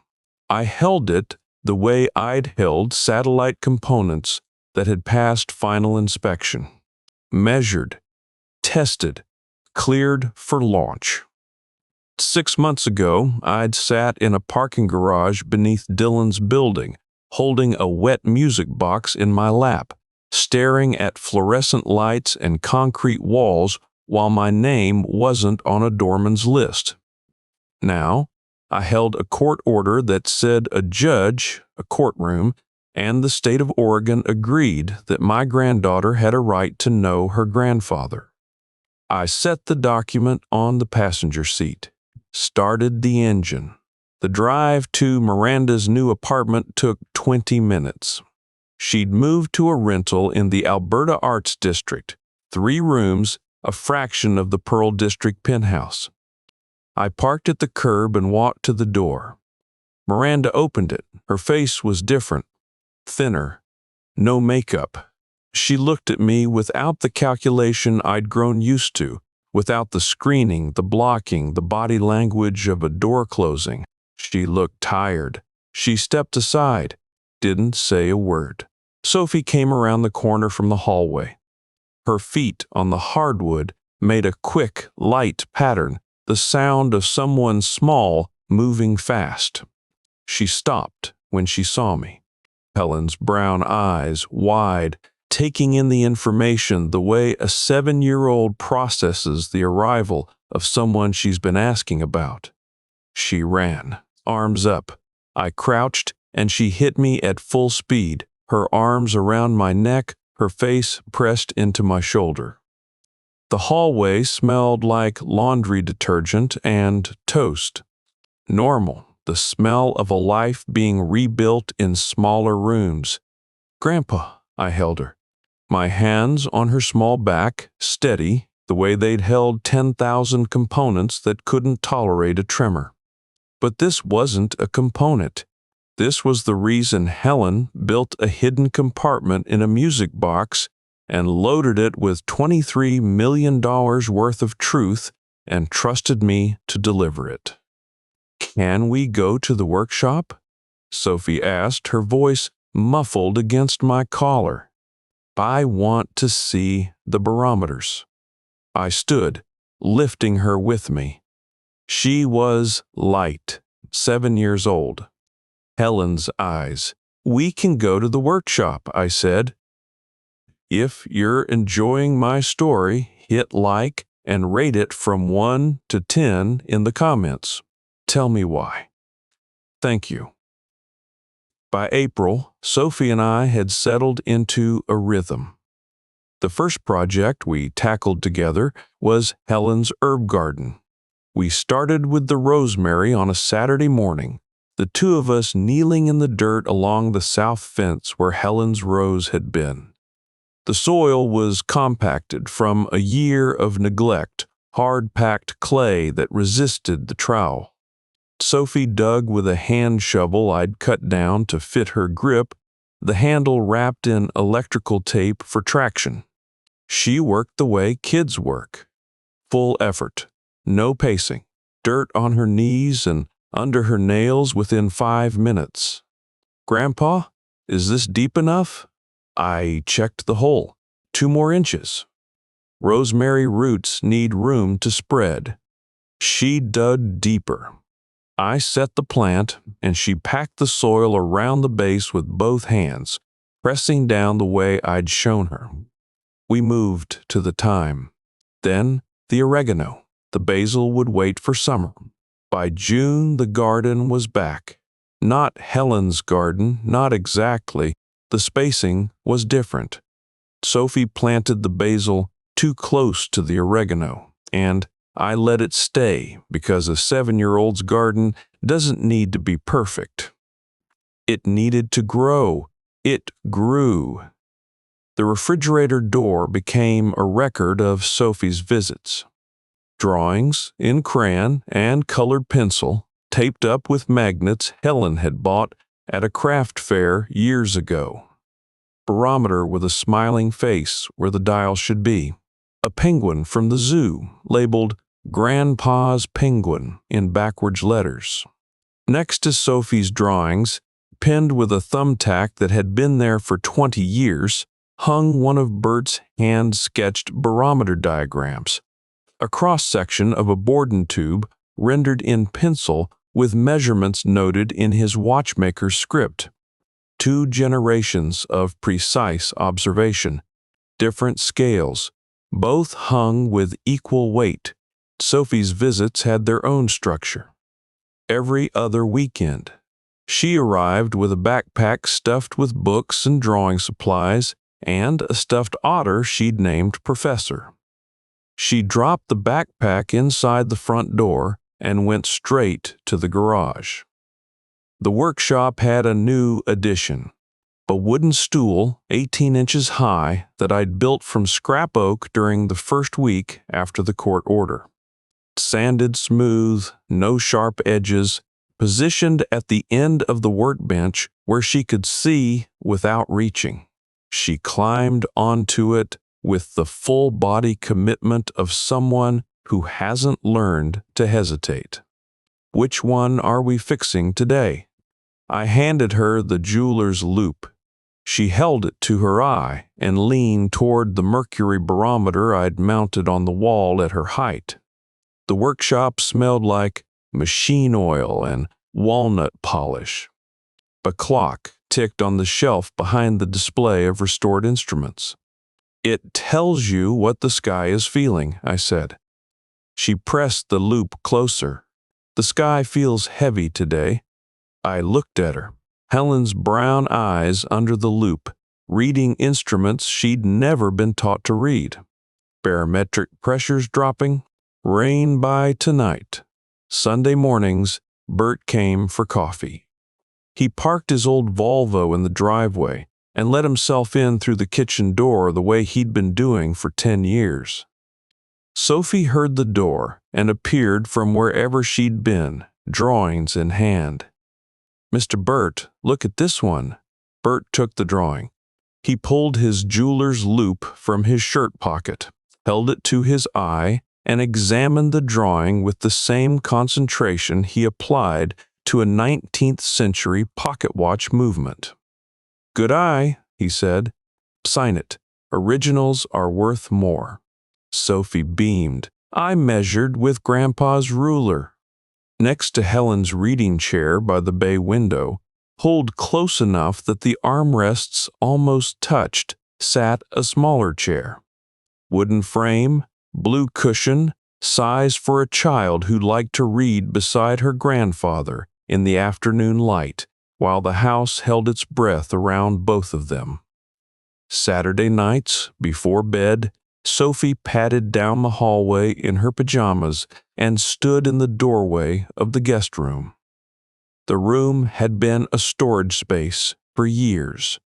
Now it held a twin bed with a quilt Helen's mother had made, a small bookshelf, and a bedside table. Grandpa, play Grandma's song.